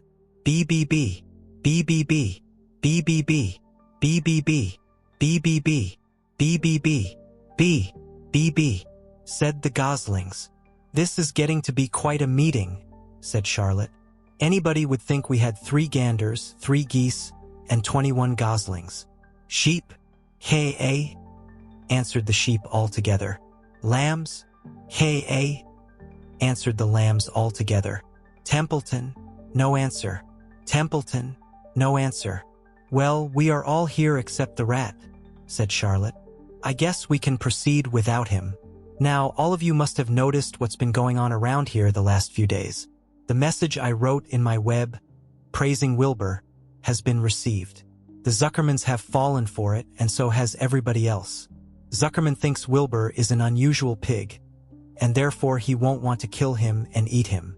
I dare say my trick will work and Wilbur's life can be saved. Hooray! Cried everybody. Thank you very much, said Charlotte. Now I called this meeting in order to get suggestions. I need new ideas for the web. People are already getting sick of reading the words, some pig. If anybody can think of another message or remark, I'll be glad to weave it into the web. Any suggestions for a new slogan? How about Pig Supreme? Asked one of the lambs. No good, said Charlotte. It sounds like a rich dessert. How about Terrific, Terrific, Terrific? Asked the goose. Cut that down to one Terrific, and it will do very nicely, said Charlotte. I think Terrific might impress Zuckerman. But Charlotte, said Wilbur, I'm not terrific. That doesn't make a particle of difference, replied Charlotte. Not a particle. People believe almost anything they see in print. Does anybody here know how to spell terrific? I think, said the gander. It's TEERRRIIIFFICCCCC. What kind of an acrobat do you think I am? Said Charlotte in disgust. I would have to have St. Vitus's dance to weave a word like that into my web. Sorry, said the gander. Then the oldest sheep spoke up. I agree that there should be something new written in the web if Wilbur's life is to be saved. And if Charlotte needs help in finding words, I think she can get it from our friend Templeton. The rat visits the dump regularly and has access to old magazines. He can tear out bits of advertisements and bring them up here to the barn cellar, so that Charlotte can have something to copy. Good idea, said Charlotte, but I'm not sure Templeton will be willing to help. You know how he is, always looking out for himself, never thinking of the other fellow. I bet I can get him to help, said the old sheep. I'll appeal to his baser instincts, of which he has plenty. Here he comes now. Everybody keep quiet while I put the matter up to him. The rat entered the barn the way he always did, creeping along close to the wall. What's up? He asked, seeing the animals assembled. We're holding a director's meeting, replied the old sheep. Well, break it up, said Templeton. Meetings bore me. And the rat began to climb a rope that hung against the wall. Look, said the old sheep. Next time you go to the dump, Templeton, bring back a clipping from a magazine. Charlotte needs new ideas, so she can write messages in her web and save Wilbur's life. Let him die, said the rat. I should worry. You'll worry all right when next winter comes, said the sheep. You'll worry all right on a 0 morning next January when Wilbur is dead and nobody comes down here with a nice pail of warm slops to pour into the trough. Wilbur's leftover food is your chief source of supply, Templeton. You know that. Wilbur's food is your food. Therefore, Wilbur's destiny and your destiny are closely linked. If Wilbur is killed and his trough stands empty day after day, you'll grow so thin we can look right through your stomach and see objects on the other side. Templeton's whiskers quivered. Maybe you're right, he said gruffly. I'm making a trip to the dump tomorrow afternoon. I'll bring back a magazine clipping if I can find one. Thanks, said Charlotte.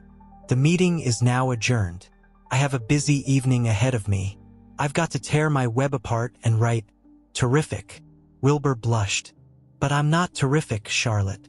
I'm just about average for a pig. You're terrific as far as I'm concerned, replied Charlotte sweetly. And that's what counts. You're my best friend, and I think you're sensational. Now stop arguing and go get some sleep. The chapter Good Progress. Far into the night, while the other creatures slept, Charlotte worked on her web. First, she ripped out a few of the orb lines near the center. She left the radial lines alone as they were, needed for support. As she worked, her 8 legs were a great help to her. So were her teeth. She loved to weave and she was an expert at it. When she was finished ripping things out, her web looked something like a 9. A spider can produce several kinds of thread. She uses a dry, tough thread for foundation lines, and she uses a sticky thread for snare lines, the ones that catch and hold insects. Charlotte decided to use her dry thread for writing the new message. If I write the word terrific with sticky thread, she thought, every bug that comes along will get stuck in it and spoil the effect. Now let's see, the first letter is T. Charlotte climbed to a point at the top of the left-hand side of the web. Swinging her spinnerets into position, she attached her thread and then dropped down. As she dropped, her spinning tubes went into action and she let out thread. At the bottom, she attached the thread. This formed the upright part of the letter T. Charlotte was not satisfied, however. She climbed up and made another attachment right next to the first. Then she carried the line down so that she had a double line instead of a single line.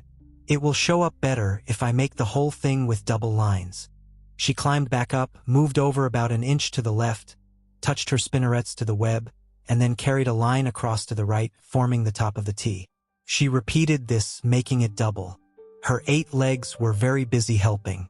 Now for the E. Charlotte got so interested in her work.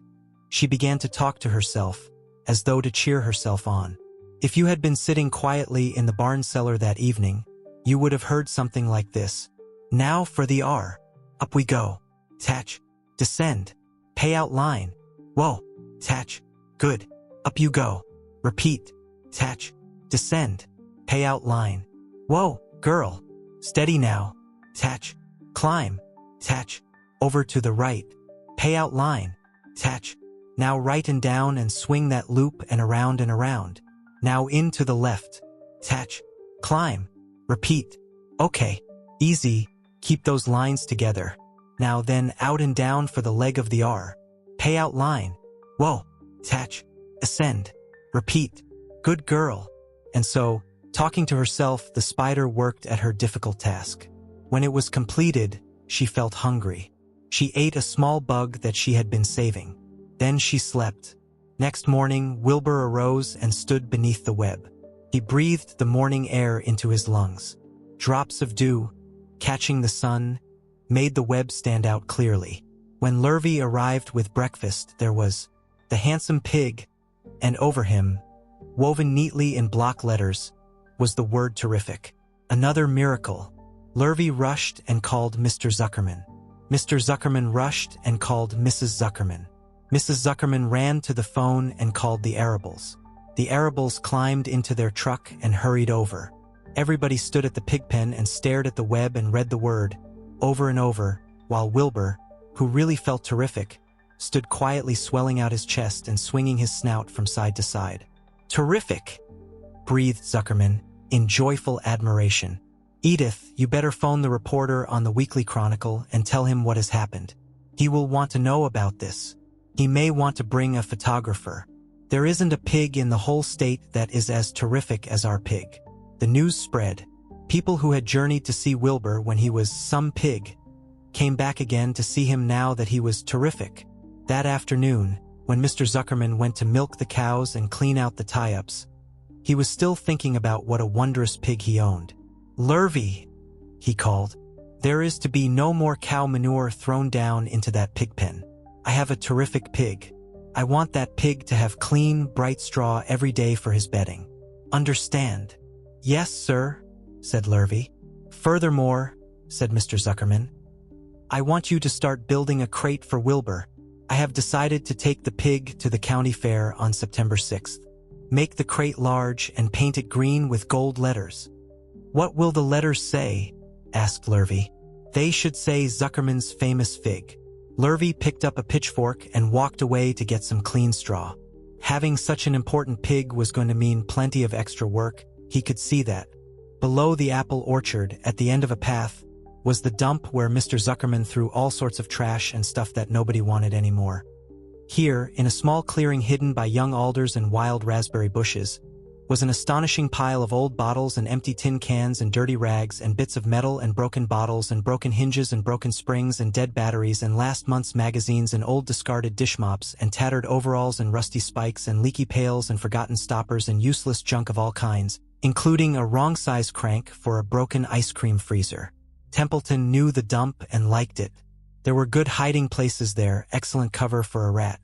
And there was usually a tin can with food still clinging to the inside.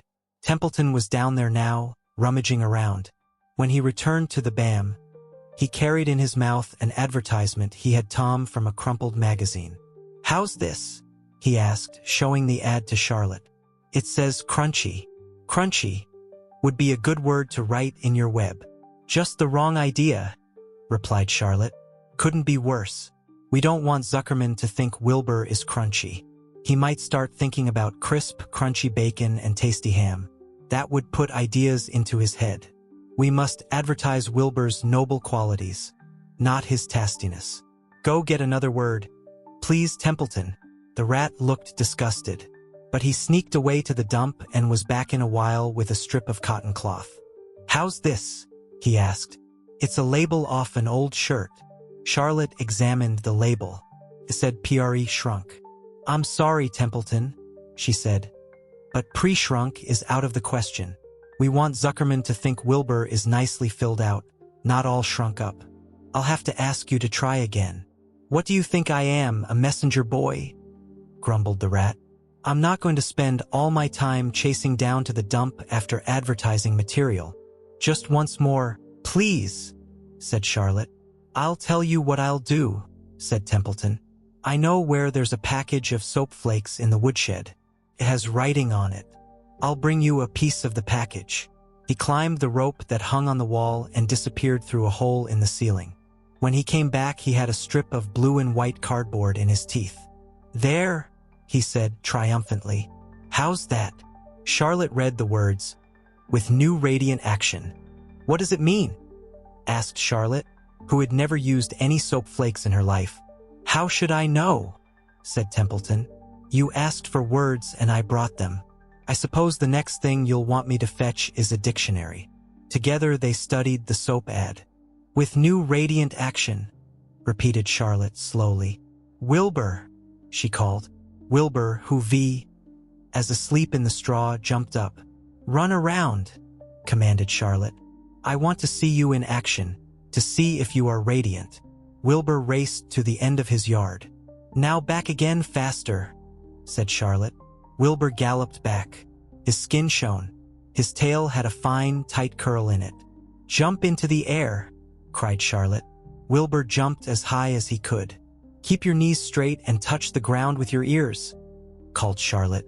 Wilbur obeyed. "Do a back flip with a half twist in it," cried Charlotte. Wilbur went over backwards, writhing and twisting as he went. "Okay, Wilbur," said Charlotte. "You can go back to sleep." "Okay, Templeton, the soap ad will do, I guess.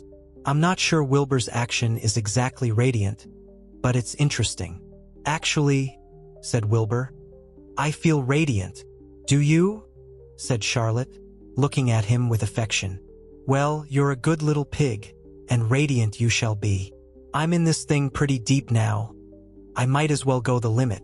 Tired from his romp, Wilbur lay down in the clean straw. He closed his eyes. The straw seemed scratchy, not as comfortable as the cow manure, which was always delightfully soft to lie in. So he pushed the straw to one side and stretched out in the manure. Wilbur sighed. It had been a busy day, his first day of being terrific. Dozens of people had visited his yard during the afternoon, and he had had to stand and pose, looking as terrific as he could. Now he was tired. Femme had arrived and seated herself quietly on her stool in the comber. "Tell me a story, Charlotte," said Wilbur, as he lay waiting for sleep to come. "Tell me a story." So Charlotte, although she too was tired, did what Wilbur wanted. "Once upon a time," she began, "I had a beautiful cousin who managed to build her web across a small stream. One day a tiny fish leaped into the air and got tangled in the web. My cousin was very much surprised, of course. The fish was thrashing wildly. My cousin hardly dared tackle it, but she did. She swooped down and threw great masses of wrapping material around the fish and fought bravely to capture it." "Did she succeed?" asked Wilbur. "It was a never-to-be-forgotten battle," said Charlotte. "There was the fish, caught only by one fin, and its tail wildly thrashing and shining in the sun. There was the web, sagging dangerously under the weight of the fish." "How much did the fish weigh?" asked Wilbur eagerly. "I don't know," said Charlotte. "There was my cousin, slipping in, dodging out, beaten mercilessly over the head by the wildly thrashing fish, dancing in, dancing out, throwing her threads and fighting hard. First she threw a left around the tail. The fish lashed back. Then a left to the tail and a right to the midsection. The fish lashed back. Then she dodged to one side and threw a right and another right to the fin. Then a hard left to the head, while the web swayed and stretched." "Then what happened?" asked Wilbur. "Nothing," said Charlotte. "The fish lost the fight. My cousin wrapped it up so tight it couldn't budge." "Then what happened?" asked Wilbur. "Nothing," said Charlotte. My cousin kept the fish for a while, and then when she got good and ready, she ate it. Tell me another story, begged Wilbur. So Charlotte told him about another cousin of hers who was an aeronaut. What is an aeronaut? Asked Wilbur. A balloonist, said Charlotte. My cousin used to stand on her head and let out enough thread to form a balloon. Then she'd let go and be lifted into the air and carried upward on the warm wind. Is that true? Asked Wilbur. Or are you just making it up? It's true, replied Charlotte. I have some very remarkable cousins. And now, Wilbur, it's time you went to sleep. Sing something, begged Wilbur, closing his eyes. So Charlotte sang a lullaby, while crickets chirped in the grass and the bam grew dark. This was the song she sang. Sleep, sleep, my love, my only, deep, deep, in the dung and the dark. Be not afraid and be not lonely. This is the hour when frogs and thrushes praise the world from the woods and the rushes. Rest from care, my one and only, deep in the dung and the dark. But Wilbur was already asleep. When the song ended, Fern got up and went home. Chapter 14. Dr. Dorian. The next day was Saturday. Fem stood at the kitchen sink drying the breakfast dishes as her mother washed them. Mrs. Arable worked silently. She hoped Fern would go out and play with other children, instead of heading for the Zuckerman's BAM to sit and watch animals. Charlotte is the best storyteller I ever heard, said Fern, poking her dish towel into a cereal bowl. Fem, said her mother sternly, you must not invent things. You know spiders don't tell stories. Spiders can't talk. Charlotte can, replied Female. She doesn't talk very loud, but she talks. What kind of story did she tell? Asked Mrs. Arable. Well, began Fern. She told us about a cousin of hers who caught a fish in her web.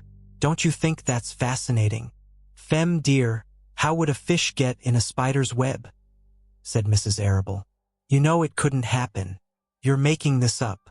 Oh, it happened all right, replied Female. Charlotte never fibs. This cousin of hers built a web across a stream.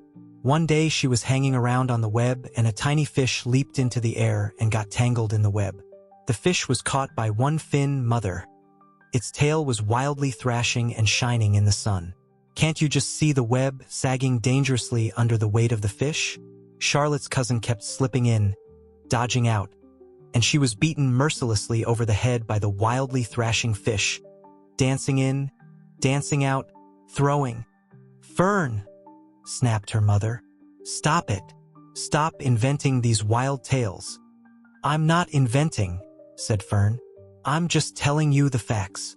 What finally happened? Asked her mother, whose curiosity began to get the better of her. Charlotte's cousin won. She wrapped the fish up, then she ate him when she got good and ready. Spiders have to eat the same as the rest of us. Yes, I suppose they do, said Mrs. Arable vaguely. Charlotte has another cousin who is a balloonist. She stands on her head, lets out a lot of line, and is carried aloft on the wind. Mother, wouldn't you simply love to do that? Yes, I would, come to think of it, replied Mrs. Arable. But Fem, darling, I wish you would play outdoors today instead of going to Uncle Homer's BAM. Find some of your playmates and do something nice outdoors. You're spending too much time in that BAM.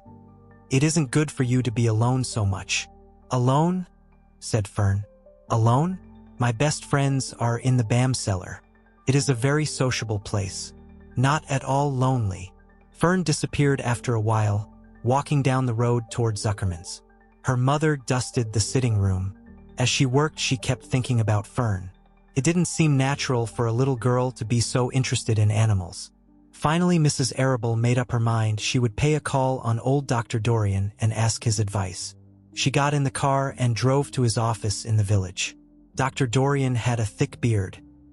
He was glad to see Mrs. Arable and gave her a comfortable chair. It's about Fern, she explained. Fern spends entirely too much time in the Zuckerman's BAM. It doesn't seem normal. She sits on a milk stool in a comber of the BAM cellar, near the pig pen, and watches animals hour after hour. She just sits and listens. Dr. Dorian leaned back and closed his eyes. How enchanting, he said. It must be real nice and quiet down there. Homer has some sheep, hasn't he? Yes, said Mrs. Arable. But it all started with that pig we let Fem raise on a bottle. She calls him Wilbur.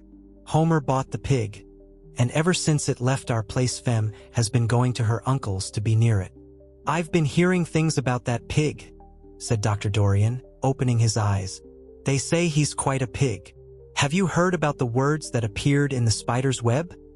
Asked Mrs. Arable nervously. Yes, replied the doctor. Well, do you understand it? Asked Mrs. Arable. Understand what? Do you understand how there could be any writing in a spider's web? Oh no, said Dr. Dorian. I don't understand it. But for that matter, I don't understand how a spider learned to spin a web in the first place. When the words appeared, everyone said they were a miracle. But nobody pointed out that the web itself is a miracle. What's miraculous about a spider's web? Said Mrs. Arable. I don't see why you say a web is a miracle. It's just a web. Ever try to spin one? Asked Dr. Dorian. Mrs. Arable shifted uneasily in her chair. No, she replied, but I can crochet a doily and I can knit a sock. Sure, said the doctor. But somebody taught you, didn't they? My mother taught me. Well, who taught a spider?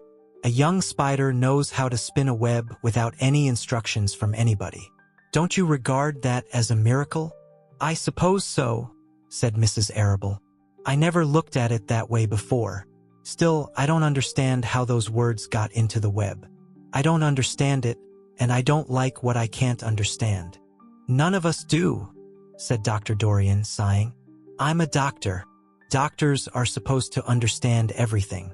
But I don't understand everything, and I don't intend to let it worry me. Mrs. Arable fidgeted. Fem says the animals talk to each other. Dr. Dorian, do you believe animals talk? I never heard one say anything, he replied. But that proves nothing.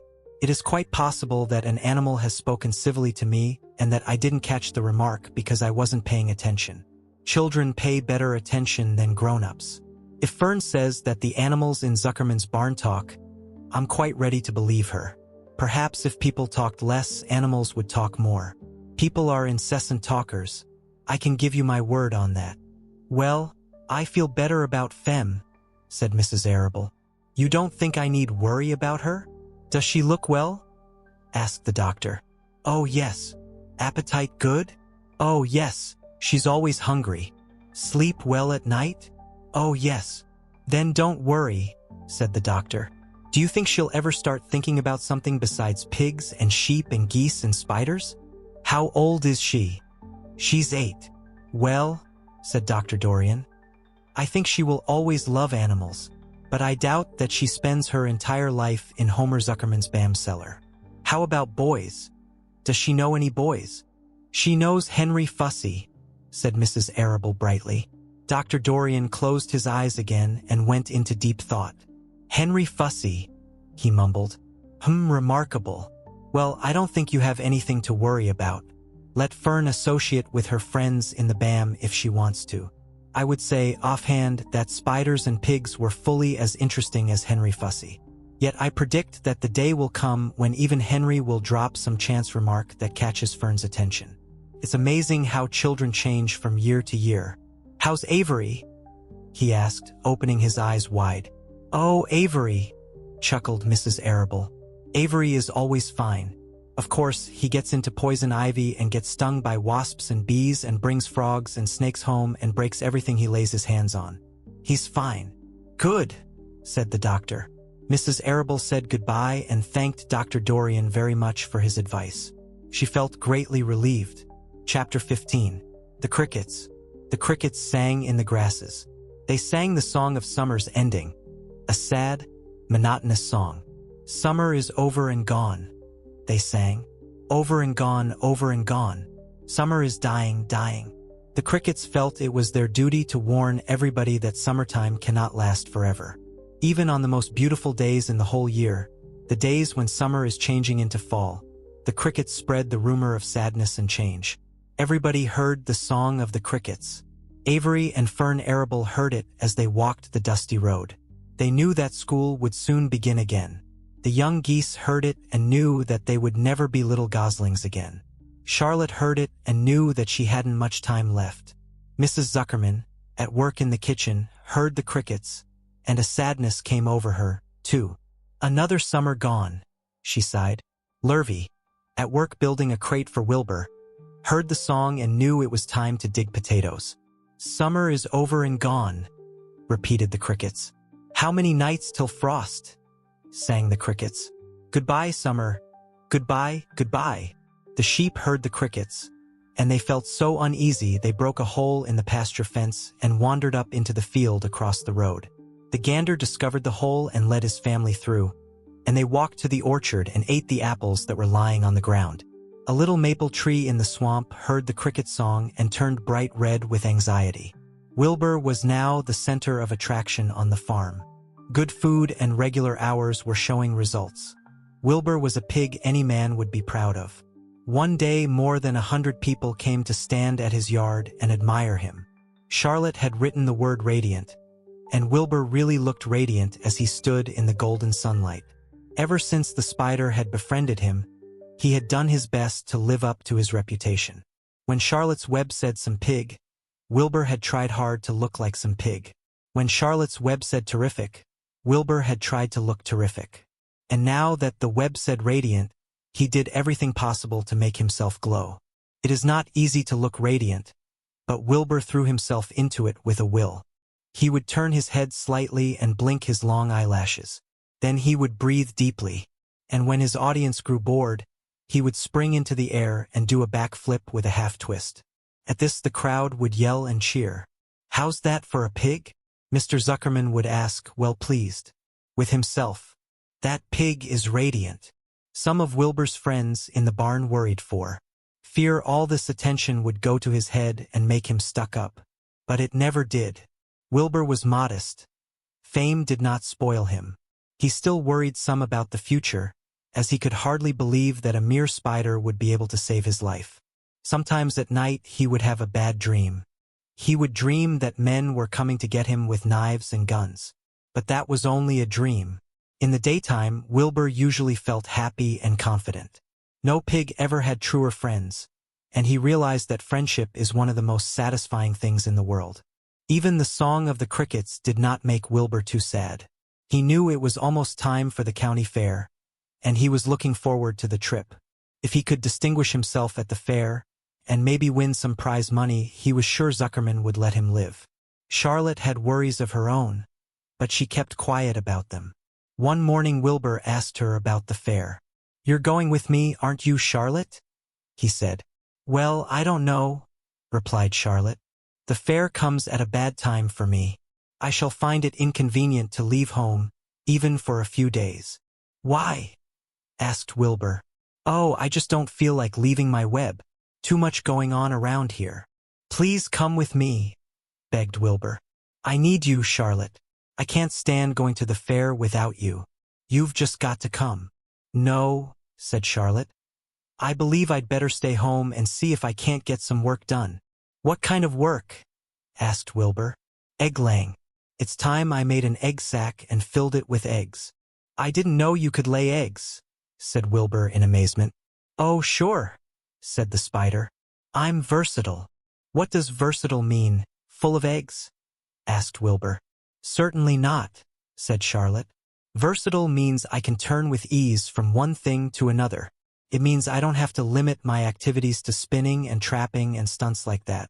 "Why don't you come with me to the fairgrounds and lay your eggs there?" pleaded Wilbur. "It would be wonderful fun." Charlotte gave her web a twitch and moodily watched it sway. "I'm afraid not," she said. "You don't know the first thing about egg-laying, Wilbur. I can't arrange my family duties to suit the management of the county fair. When I get ready to lay eggs, I have to lay eggs. Fair or no fair. However, I don't want you to worry about it. You might lose weight. We'll leave it this way. I'll come to the fair if I possibly can." "Oh, good," said Wilbur. "I knew you wouldn't forsake me just when I need you most." All that day Wilbur stayed inside, taking life easy in the straw. Charlotte rested and ate a grasshopper. She knew that she couldn't help Wilbur much longer. In a few days she would have to drop everything and build the beautiful little sack that would hold her eggs. Chapter 16. Off to the fair. The night before the county fair, everybody went to bed early. Fern and Avery were in bed by 8. Avery lay dreaming that the Ferris wheel had stopped and that he was in the top car. Fem lay dreaming that she was getting sick in the swings. Lurvy was in bed by 8:30. He lay dreaming that he was throwing baseballs at a cloth cat and winning a genuine Navajo blanket. Mr. and Mrs. Zuckerman were in bed by 9. Mrs. Zuckerman lay dreaming about a deep freeze unit. Mr. Zuckerman lay dreaming about Wilbur. He dreamt that Wilbur had grown until he was 116 feet long and 92 feet high, and that he had won all the prizes at the fair and was covered with blue ribbons, and even had a blue ribbon tied to the end of his tail.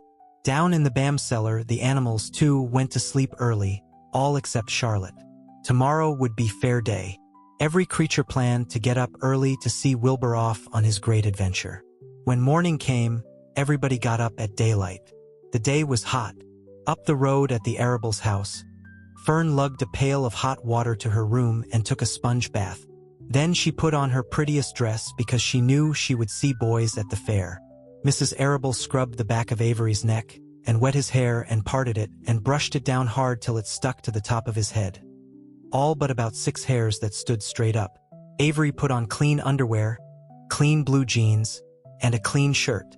Mr. Arable dressed, ate breakfast, and then went out and polished his truck.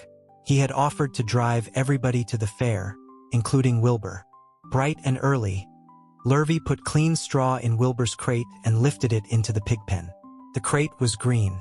In gold letters it said, Zuckerman's Famous Pig.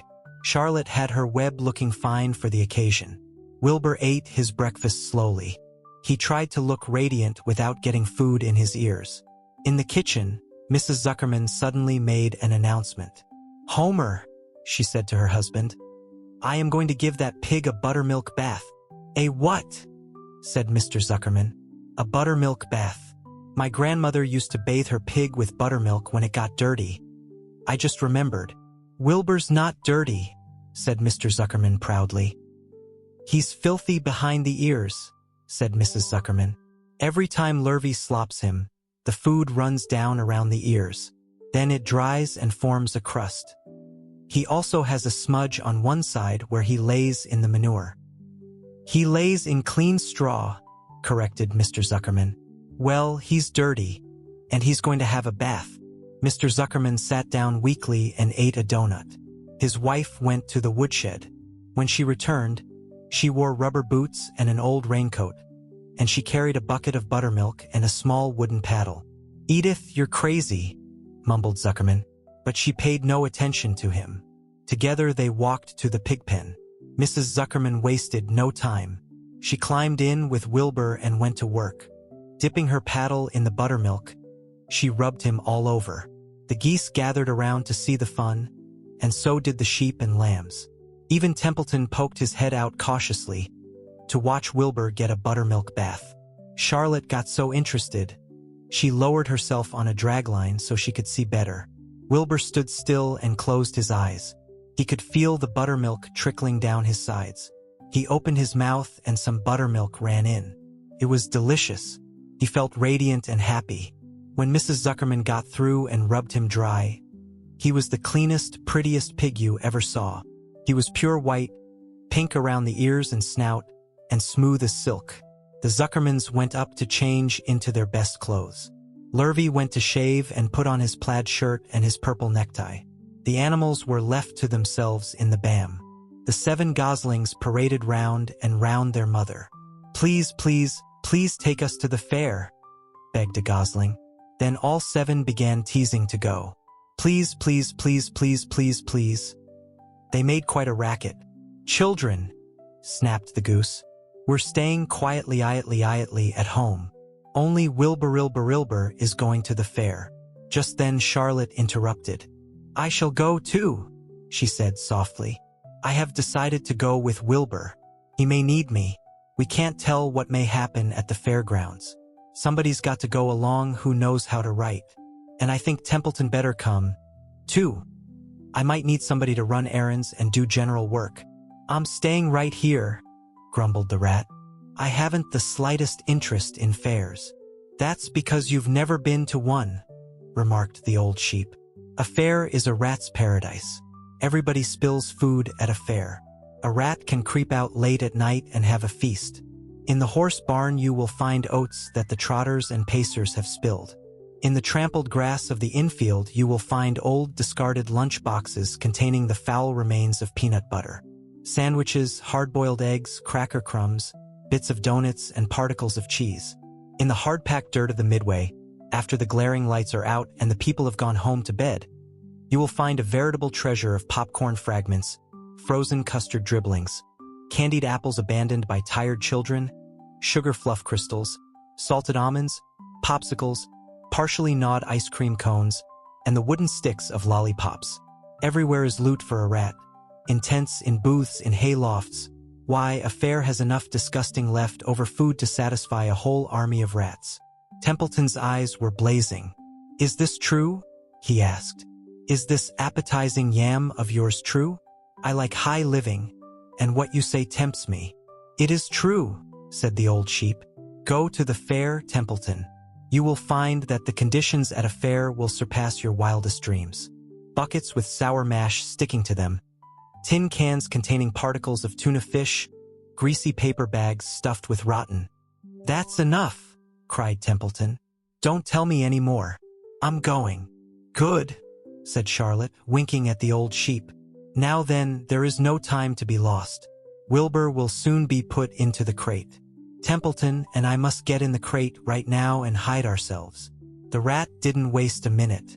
He scampered over to the crate, crawled between the slats, and pulled straw up over him so he was hidden from sight. All right, said Charlotte. I'm next. She sailed into the air, let out a dragline, and dropped gently to the ground. Then she climbed the side of the crate and hid herself inside a knothole in the top board. The old sheep nodded. What a cargo, she said. That sign ought to say Zuckerman's famous pig and 2 stowaways. Look out, the people are coming oming oming, shouted the gander. Cheese it, cheese it, cheese it. The big truck with Mr. Arable at the wheel backed slowly down toward the barnyard. Lurvy and Mr. Zuckerman walked alongside. Fem and Avery were standing in the body of the truck hanging on to the sideboards. Listen to me, whispered the old sheep to Wilbur. When they open the crate and try to put you in, struggle. Don't go without a tussle.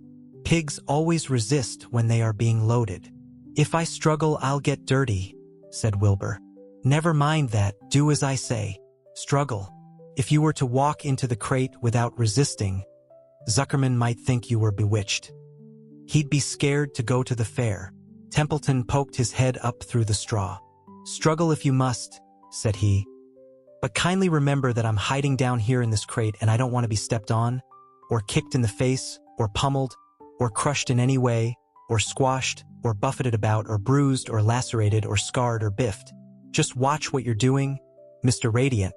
When they get shoving you in, be quiet, Templeton, said the sheep. Pull in your head, they're coming. Look radiant, Wilbur. Lay low, Charlotte.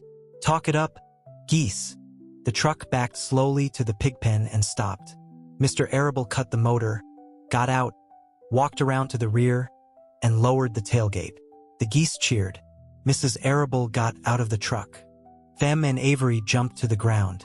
Mrs. Zuckerman came walking down from the house. Everybody lined up at the fence and stood for a moment admiring Wilbur and the beautiful green crate. Nobody realized that the crate already contained a rat and a spider. That's some pig, said Mrs. Arable. He's terrific, said Lurvy. He's very radiant, said Fem, remembering the day he was born. Well, said Mrs. Zuckerman. He's clean anyway. The buttermilk certainly helped. Mr. Arable studied Wilbur carefully. Yes, he's a wonderful pig, he said. It's hard to believe that he was the runt of the litter. You'll get some extra good ham and bacon, Homer, when it comes time to kill that pig. Wilbur heard these words and his heart almost stopped. I think I'm going to faint. he whispered to the old sheep, who was watching. "Kneel down," whispered the old sheep. "Let the blood rush to your head." Wilbur sank to his knees, all radiance gone. His eyes closed. "Look!" screamed Fern. "He's fading away." "Hey, watch me!" yelled Avery, crawling on all fours into the crate. "I'm a pig! I'm a pig!" Avery's foot touched Templeton under the straw. "What a mess," thought the rat. "What fantastic creatures boys are. Why did I let myself in for this?" The geese saw Avery in the crate and cheered. "Avery, you get out of that crate this instant," commanded his mother. "What do you think you are?" "I'm a pig," cried Avery, tossing handfuls of straw into the air. "Oink, oink, oink." "The truck is rolling away, Papa," said Fern. The truck, with no one at the wheel, had started to roll downhill. Mr. Arable dashed to the driver's seat and pulled on the emergency brake. The truck stopped. The geese cheered. Charlotte crouched and made herself as small as possible in the knothole, so Avery wouldn't see her. "Come out at once," cried Mrs. Arable. Avery crawled out of the crate on hands and knees, making faces at Wilbur. Wilbur fainted away. "The pig has passed out," said Mrs. Zuckerman. "Throw water on him." "Throw buttermilk," suggested Avery. The geese cheered. Lurvy ran for a pail of water. Fem climbed into the pen and knelt by Wilbur's side. "It's sunstroke," said Zuckerman. "The heat is too much for him." "Maybe he's dead," said Avery. "Come out of that pig pen immediately," cried Mrs. Arable. Avery obeyed his mother and climbed into the back of the truck so he could see better. Lurvy returned with cold water and dashed it on Wilbur. "Throw some on me," cried Avery. "I'm hot too." "Oh, keep quiet," hollered Fern. "Keep quiet." Her eyes were brimming with tears. Wilbur, feeling the cold water, came to. He rose slowly to his feet, while the geese cheered. "He's up," said Mr. Arable. "I guess there's nothing wrong with him." "I'm hungry," said Avery. "I want a candied apple." "Wilbur's all right now," said Fern. "We can start. I want to take a ride in the Ferris wheel." Mr. Zuckerman and Mr. Arable and Lurvy grabbed the pig and pushed him headfirst toward the crate. Wilbur began to struggle. The harder the men pushed, the harder he held back. Avery jumped down and joined the men. Wilbur kicked and thrashed and grunted. "Nothing wrong with this pig," said Mr. Zuckerman cheerfully, pressing his knee against Wilbur's behind. "All together now, boys. Shove." With a final heave, they jammed him into the crate. The geese cheered. Lurvy nailed some boards across the end, so Wilbur couldn't back out. Then, using all their strength, the men picked up the crate and heaved it aboard the truck. They did not know that under the straw was a rat, and inside a knothole was a big gray spider. They saw only a pig. "Everybody in," called Mr. Arable. He started the motor. The ladies climbed in beside him. Mr. Zuckerman and Lurvy and Fem and Avery rode in back, hanging onto the sideboards. The truck began to move ahead. The geese cheered. The children answered their cheer, and away went everybody to the fair. Chapter 17. Uncle. When they pulled into the fairgrounds, they could hear music and see the Ferris wheel turning in the sky. They could smell the dust of the racetrack where the sprinkling cart had moistened it, and they could smell hamburgers frying and see balloons aloft. They could hear sheep blatting in their pens.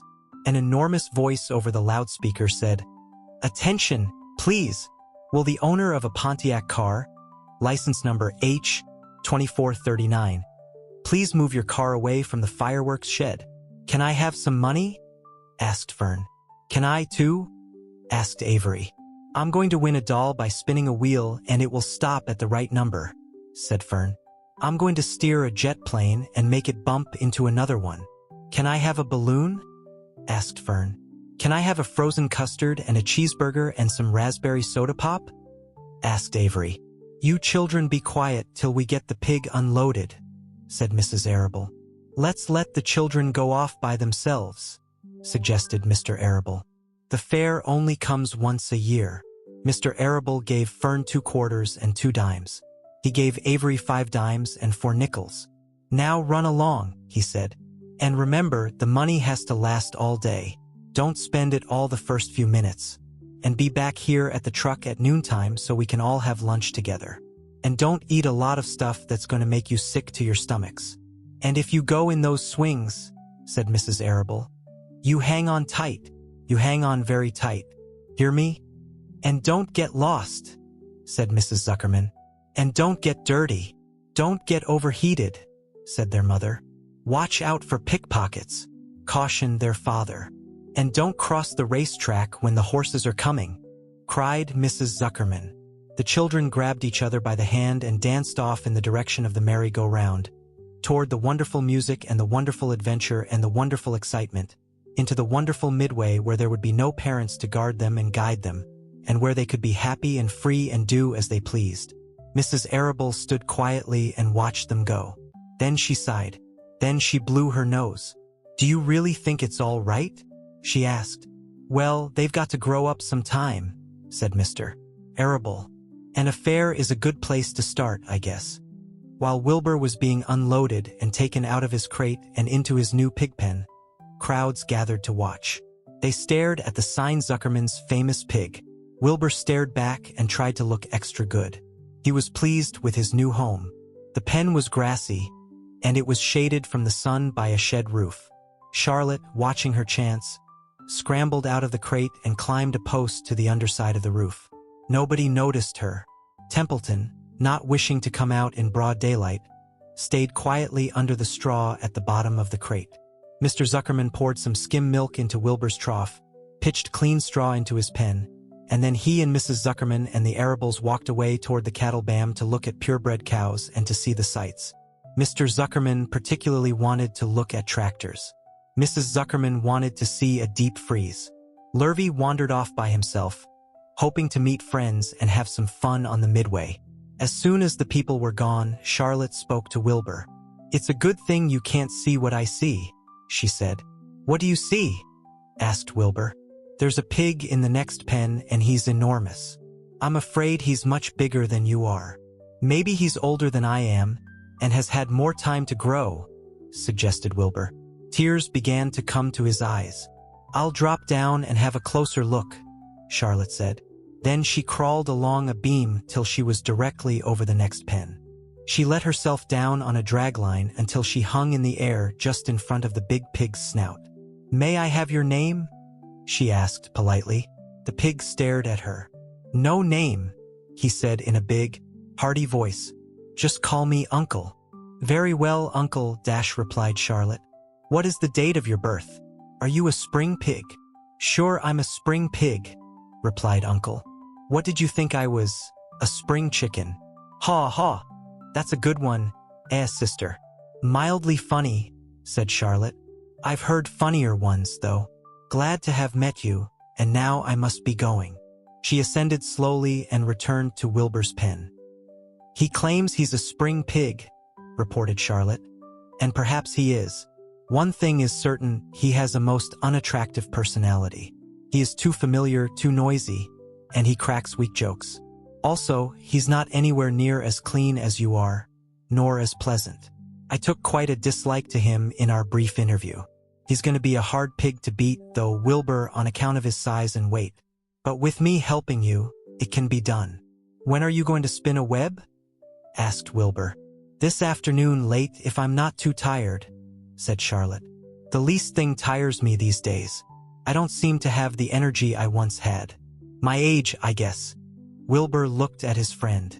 She looked rather swollen and she seemed listless.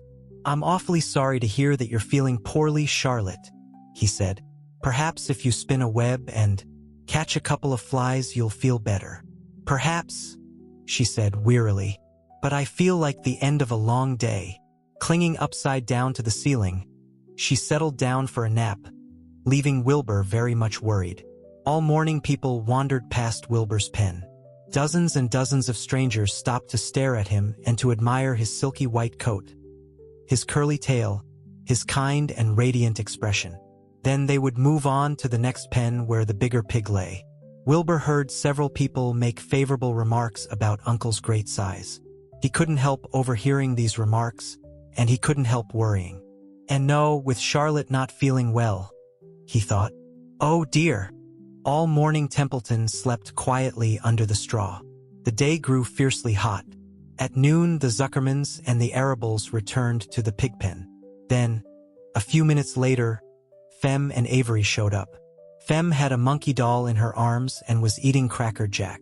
Avery had a balloon tied to his ear and was chewing a candied apple. The children were hot and dirty. "Isn't it hot?" said Mrs. Zuckerman. "It's terribly hot," said Mrs. Arable, fanning herself with an advertisement of a deep freeze. One by one, they climbed into the truck and opened lunch boxes. The sun beat down on everything. Nobody seemed hungry. "When are the judges going to decide about Wilbur?" asked Mrs. Zuckerman. "Not till tomorrow," said Mr. Zuckerman. Lurvy appeared, carrying an Indian blanket that he had won. "That's just what we need," said Avery. "A blanket." "Of course it is," replied Lurvy, and he spread the blanket across the sideboards of the truck so that it was like a little tent. The children sat in the shade under the blanket and felt better. After lunch, they stretched out and fell asleep. Chapter 18. The Cool of the Evening. In the cool of the evening, when shadows darkened the fairgrounds, Templeton crept from the crate and looked around. Wilbur lay asleep in the straw. Charlotte was building a web. Templeton's keen nose detected many fine smells in the air. The rat was hungry and thirsty. He decided to go exploring. Without saying anything to anybody, he started off. "Bring me back a word," Charlotte called after him. "I shall be writing tonight for the last time." The rat mumbled something to himself and disappeared into the shadows. He did not like being treated like a messenger boy. After the heat of the day, the evening came as a welcome relief to all. The Ferris wheel was lighted now. It went round and round in the sky and seemed twice as high as by day. There were lights on the midway, and you could hear the crackle of the gambling machines and the music of the merry-go-round and the voice of the man in the Beano booth calling numbers. The children felt refreshed after their nap. Fem met her friend Henry Fussy, and he invited her to ride with him in the Ferris wheel. He even bought a ticket for her, so it didn't cost her anything. When Mrs. Arable happened to look up into the starry sky and saw her little daughter sitting with Henry Fussy and going higher and higher into the air, and saw how happy Fem looked, she just shook her head. My, she said. "Henry Fussy. Think of that." Templeton kept out of sight. In the tall grass behind the cattle bam, he found a folded newspaper. Inside it were leftovers from somebody's lunch. A deviled ham sandwich, a piece of Swiss cheese, part of a hard-boiled egg, and the core of a wormy apple. The rat crawled in and ate everything. Then he tore a word out of the paper, rolled it up, and started back to Wilbur's pen. Charlotte had her web almost finished when Templeton returned, carrying the newspaper clipping. She had left a space in the middle of the web. At this hour, no people were around the pigpen, so the rat and the spider and the pig were by themselves. "I hope you brought a good one," Charlotte said. "It is the last word I shall ever write." "Here," said Templeton, unrolling the paper. "What does it say?" asked Charlotte. "You'll have to read it for me." "It says humble," replied the rat. "Humble?" said Charlotte. "Humble has two meanings. It means not proud, and it means near the ground. That's Wilbur all over. He's not proud and he's near the ground." "Well, I hope you're satisfied," sneered the rat. "I'm not going to spend all my time fetching and carrying. I came to this fair to enjoy myself, not to deliver papers." "You've been very helpful," Charlotte said. "Run along, if you want to see more of the fair." The rat grinned. "I'm going to make a night of it," he said. The old sheep was right. This fair is a rat's paradise. What eating, and what drinking, and everywhere good hiding and good hunting. Bye, my humble Wilbur. Fare thee well, Charlotte, you old schemer. This will be a night to remember in a rat's life. He vanished into the shadows. Charlotte went back to her work. It was quite dark now. In the distance, fireworks began going off. Rockets, scattering fiery balls in the sky. By the time the Arables and the Zuckermans and Lurvy returned from the grandstand, Charlotte had finished her web. The word humble was woven neatly in the center. Nobody noticed it in the darkness. Everyone was tired and happy. Fern and Avery climbed into the truck and lay down. They pulled the Indian blanket over them. Lurvy gave Wilbur a forkful of fresh straw. Mr. Arable patted him. "Time for us to go home," he said to the pig. "See you tomorrow." The grown-ups climbed slowly into the truck and Wilbur heard the engine start and then heard the truck moving away in low speed. He would have felt lonely and homesick had Charlotte not been with him. He never felt lonely when she was near. In the distance, he could still hear the music of the merry-go-round. As he was dropping off to sleep, he spoke to Charlotte. "Sing me that song again about the dung and the dark," he begged. "Not tonight," she said in a low voice. "I'm too tired." Her voice didn't seem to come from her web. "Where are you?" asked Wilbur. "I can't see you. Are you on your web?" "I'm back here," she answered. "Up in this back corner." "Why aren't you on your web?" asked Wilbur. "You almost never leave your web."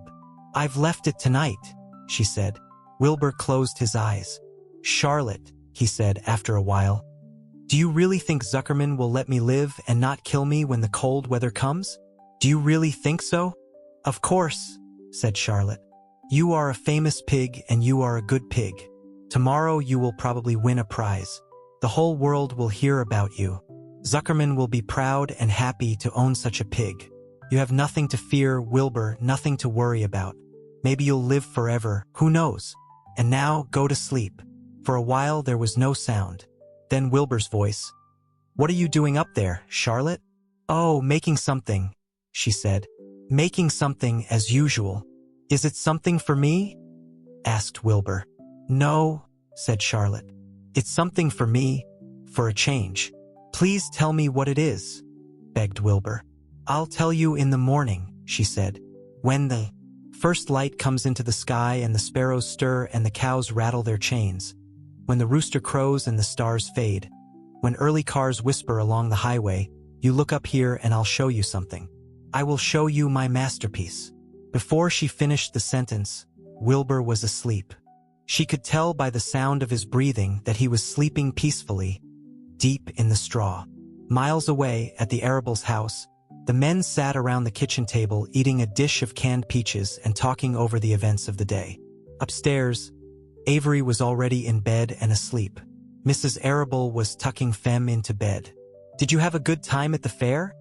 she asked as she kissed her daughter. Fern nodded.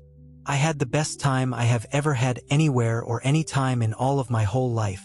"Well," said Mrs. Arable, "isn't that nice?" Chapter 19. The Egg Sack. Next morning, when the first light came into the sky and the sparrows stirred in the trees, when the cows rattled their chains and the rooster crowed and the early automobiles went whispering along the road, Wilbur awoke and looked for Charlotte. He saw her up overhead in a comber near the back of his pen. She was very quiet. Her 8 legs were spread wide. She seemed to have shrunk during the night. Next to her, attached to the ceiling, Wilbur saw a curious object. It was a sort of sack or cocoon. It was peach-colored and looked as though it were made of cotton candy. "Are you awake, Charlotte?" he said softly. "Yes," came the answer. "What is that nifty little thing? Did you make it?" "I did indeed," replied Charlotte in a weak voice. "Is it a plaything?" "Plaything? I should say not. It is my egg sack, my magnum opus." "I don't know what a magnum opus is," said Wilbur. "That's Latin," explained Charlotte. "It means great work. This egg sack is my great work, the finest thing I have ever made." "What's inside it?" asked Wilbur. "Eggs. 514 of them," she replied. 504, said Wilbur. "You're kidding." "No, I'm not. I counted them. I got started counting, so I kept on, just to keep my mind occupied." "It's a perfectly beautiful egg sack," said Wilbur, feeling as happy as though he had constructed it himself. "Yes, it is pretty," replied Charlotte, patting the sack with her 2 front legs. "Anyway, I can guarantee that it is strong. It's made out of the toughest material I have. It is also waterproof. The eggs are inside and will be warm and dry." "Charlotte," said Wilbur dreamily, "are you really going to have 514 children?" If nothing happens, yes, she said. Of course, they won't show up till next spring. Wilbur noticed that Charlotte's voice sounded sad. What makes you sound so downhearted? I should think you'd be terribly happy about this. Oh, don't pay any attention to me, said Charlotte. I just don't have much pep anymore. I guess I feel sad because I won't ever see my children. What do you mean you won't see your children? Of course you will. We'll all see them. It's going to be simply wonderful next spring in the barn cellar with 514 baby spiders running around all over the place. And the geese will have a new set of goslings, and the sheep will have their new lambs.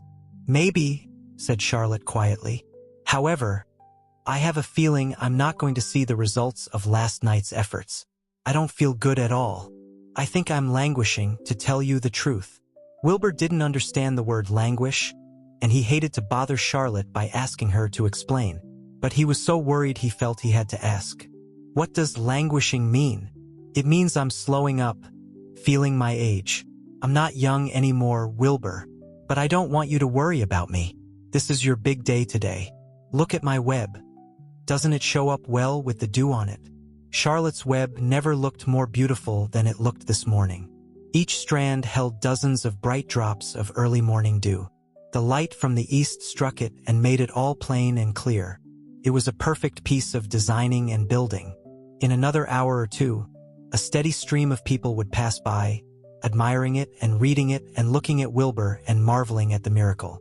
As Wilbur was studying the web, a pair of whiskers and a sharp face appeared.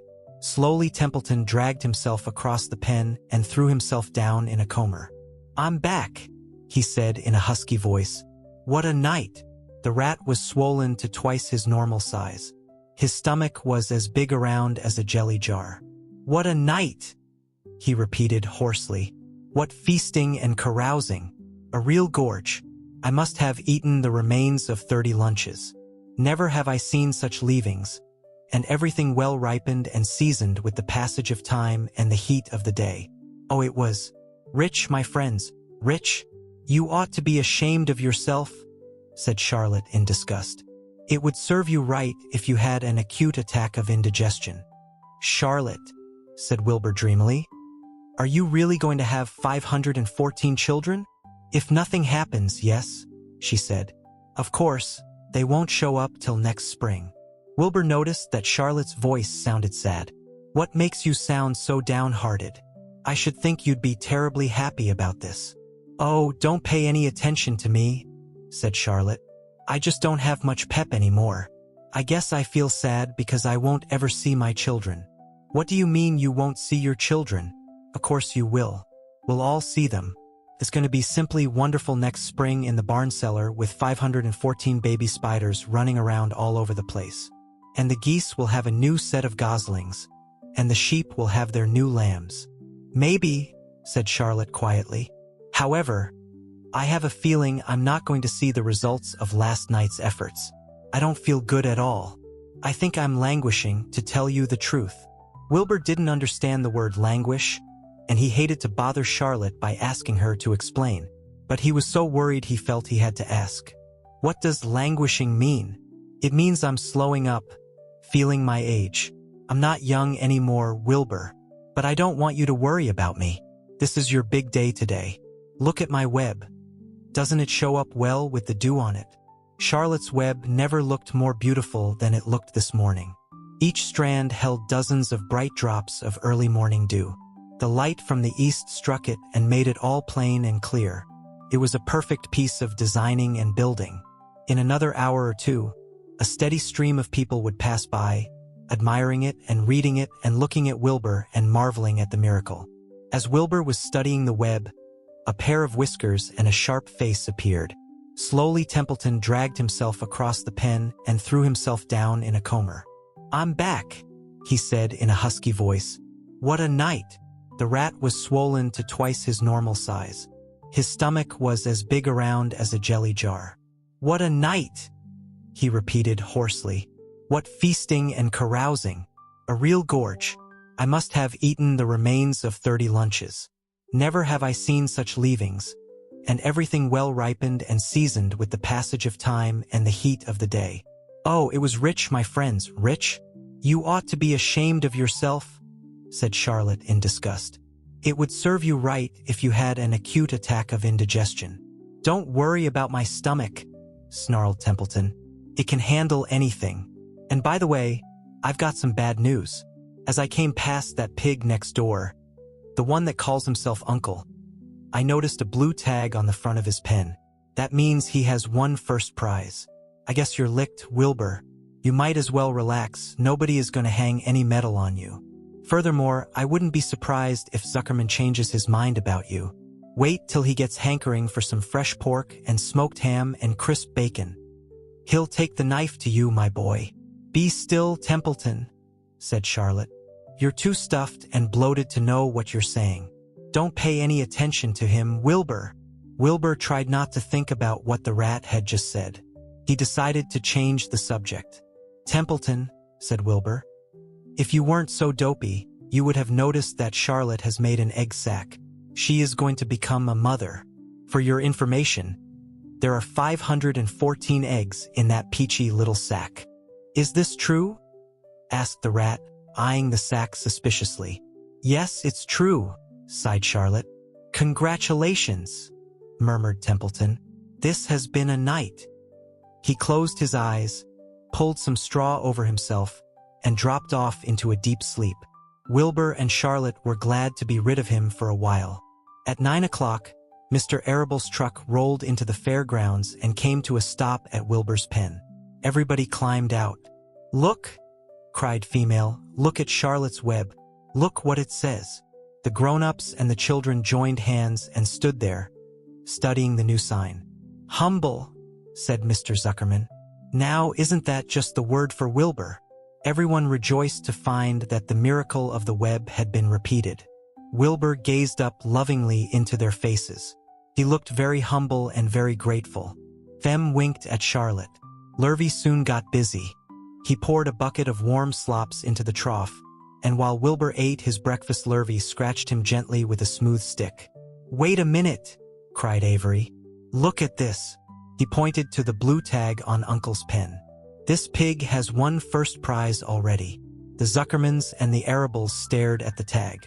Mrs. Zuckerman began to cry. Nobody said a word. They just stared at the tag. Then they stared at Uncle. Then they stared at the tag again. Lurvy took out an enormous handkerchief and blew his nose very loud. So loud, in fact, that the noise was heard by stable boys over at the horse barn. "Can I have some money?" asked Fern. "I want to go out on the midway." "You stay right where you are," said her mother. Tears came to Fem's eyes. "What's everybody crying about?" asked Mr. Zuckerman. "Let's get busy. Edith, bring the buttermilk." Mrs. Zuckerman wiped her eyes with her handkerchief. She went to the truck and came back with a gallon jar of buttermilk. "Bath time," said Zuckerman cheerfully. He and Mrs. Zuckerman and Avery climbed into Wilbur's pen. Avery slowly poured buttermilk on Wilbur's head and back, and as it trickled down his sides and cheeks, Mr. and Mrs. Zuckerman rubbed it into his hair and skin. Passers stopped to watch. Pretty soon quite a crowd had gathered. Wilbur grew beautifully white and smooth. The morning sun shone through his pink ears. "He isn't as big as that pig next door," remarked one bystander. "But he's cleaner. That's what I like." "So do I," said another man. "He's humble too," said a woman, reading the sign on the web. Everybody who visited the pigpen had a good word to say about Wilbur. Everyone admired the web. And of course nobody noticed Charlotte. Suddenly a voice was heard on the loudspeaker. "Attention, please," it said. "Will Mr. Homer Zuckerman bring his famous pig to the judge's booth in front of the grandstand? A special award will be made there in 20 minutes. Everyone is invited to attend. Crate your pig, please, Mr. Zuckerman, and report to the judge's booth promptly." For a moment after this announcement, the Arables and the Zuckermans were unable to speak or move. Then Avery picked up a handful of straw and threw it high in the air and gave a loud yell. The straw fluttered down like confetti into Fern's hair. Mr. Zuckerman hugged Mrs. Zuckerman. Mr. Arable kissed Mrs. Arable. Avery kissed Wilbur. Lurvy shook hands with everybody. Fem hugged her mother. Avery hugged female, Mrs. Arable hugged Mrs. Zuckerman. Up overhead, in the shadows of the ceiling, Charlotte crouched unseen, her front legs encircling her egg sac. Her heart was not beating as strongly as usual, and she felt weary and old. But she was sure at last that she had saved Wilbur's life, and she felt peaceful and contented. "We have no time to lose," shouted Mr. Zuckerman. "Lurvy, help with the crate. Can I have some money?" asked Fern. "You wait," said Mrs. Arable. "Can't you see everybody is busy? Put that empty buttermilk jar into the truck," commanded Mr. Arable. Avery grabbed the jar and rushed to the truck. "Does my hair look all right?" asked Mrs. Zuckerman. "Looks fine," snapped Mr. Zuckerman, as he and Lurvy set the crate down in front of Wilbur. "You didn't even look at my hair," said Mrs. Zuckerman. "You're all right, Edith," said Mrs. Arable. "Just keep calm." Templeton, asleep in the straw, heard the commotion and awoke. He didn't know exactly what was going on, but when he saw the men shoving Wilbur into the crate, he made up his mind to go along. He watched his chance, and when no one was looking, he crept into the crate and buried himself in the straw at the bottom. "Already, boys," cried Mr. Zuckerman. "Let's go." He and Mr. Arable and Lurvy and Avery grabbed the crate and boosted it over the side of the pen and up into the truck. Fem jumped aboard and sat on top of the crate. She still had straw in her hair and looked very pretty and excited. Mr. Arable started the motor. Everyone climbed in, and off they drove to the judges' booth in front of the grandstand. As they passed the Ferris wheel, Fem gazed up at it and wished she were in the topmost car with Henry Fussy at her side. Chapter 20. The Hour of Triumph. "Special announcement," said the loudspeaker in a pompous voice. "The management of the fair takes great pleasure in presenting Mr. Homer L. Zuckerman and his famous pig. The truck bearing this extraordinary animal is now approaching the infield. Kindly stand back and give the truck room to proceed. In a few moments, the pig will be unloaded in the special judging ring in front of the grandstand, where a special award will be made. Will the crowd please make way and let the truck pass?" "Thank you." Wilbur trembled when he heard this speech. He felt happy but dizzy. The truck crept along slowly at low speed. Crowds of people surrounded it, and Mr. Arable had to drive very carefully in order not to run over anybody. At last he managed to reach the judge's stand. Avery jumped out and lowered the tailgate. "I'm scared to death," whispered Mrs. Zuckerman. "Hundreds of people are looking at us." "Cheer up," replied Mrs. Arable. "This is fun. Unload your pig, please," said the loudspeaker. "All together now, boys," said Mr. Zuckerman. Several men stepped forward from the crowd to help lift the crate. Avery was the busiest helper of all. "Tuck your shirt in, Avery," cried Mrs. Zuckerman, "and tighten your belt. Your pants are coming down." "Can't you see I'm busy?" replied Avery in disgust. "Look," cried Fern, pointing. "There's Henry." "Don't shout, Fern," said her mother. "And don't point." "Can't I please have some money?" asked Fern. "Henry invited me to go on the Ferris wheel again, only I don't think he has any money left. He ran out of money." Mrs. Arable opened her handbag. "Here," she said. "Here is 40 cents. Now don't get lost, and be back at our regular meeting place by the pig pen very soon." Fern raced off, ducking and dodging through the crowd, in search of Henry. "The Zuckerman pig is now being taken from his crate," boomed the voice of the loudspeaker. "Stand by for an announcement." Templeton crouched under the straw at the bottom of the crate. "What a lot of nonsense," muttered the rat. "What a lot of fuss about nothing." Over in the pig pen, silent and alone, Charlotte rested. Her two front legs embraced the egg sac. Charlotte could hear everything that was said on the loudspeaker. The words gave her courage. This was her hour of triumph. As Wilbur came out of the crate, the crowd clapped and cheered. Mr. Zuckerman took off his cap and bowed. Lurvy pulled his big handkerchief from his pocket and wiped the sweat from the back of his neck. Avery knelt in the dirt by Wilbur's side, busily stroking him and showing off. Mrs. Zuckerman and Mrs. Arable stood on the running board of the truck. "Ladies and gentlemen," said the loudspeaker. "We now present Mr. Homer L. Zuckerman's distinguished pig. The fame of this unique animal has spread to the far corners of the earth, attracting many valuable tourists to our great state. Many of you will recall that never-to-be-forgotten day last summer when the writing appeared mysteriously on the spider's web in Mr. Zuckerman's barn, calling the attention of all and sundry to the fact that this pig was completely out of the ordinary. This miracle has never been fully explained, although learned men have visited the Zuckerman pigpen to study and observe the phenomenon. In the last analysis, we simply know that we are dealing with supernatural forces here, and we should all feel proud and grateful. In the words of the spider's web, ladies and gentlemen, this is some pig." Wilbur blushed. He stood perfectly still and tried to look his best. "This magnificent animal," continued the loudspeaker, "is truly terrific. Look at him, ladies and gentlemen. Note the smoothness and whiteness of the coat. Observe the spotless skin, the healthy pink glow of ears and snout. It's the buttermilk," whispered Mrs. Arable to Mrs. Zuckerman. "Note the general radiance of this animal.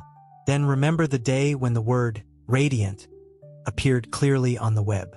Whence came this mysterious writing? Not from the spider, we can rest assured of that. Spiders are very clever at weaving their webs, but needless to say spiders cannot write." "Oh, they can't they?" murmured Charlotte to herself.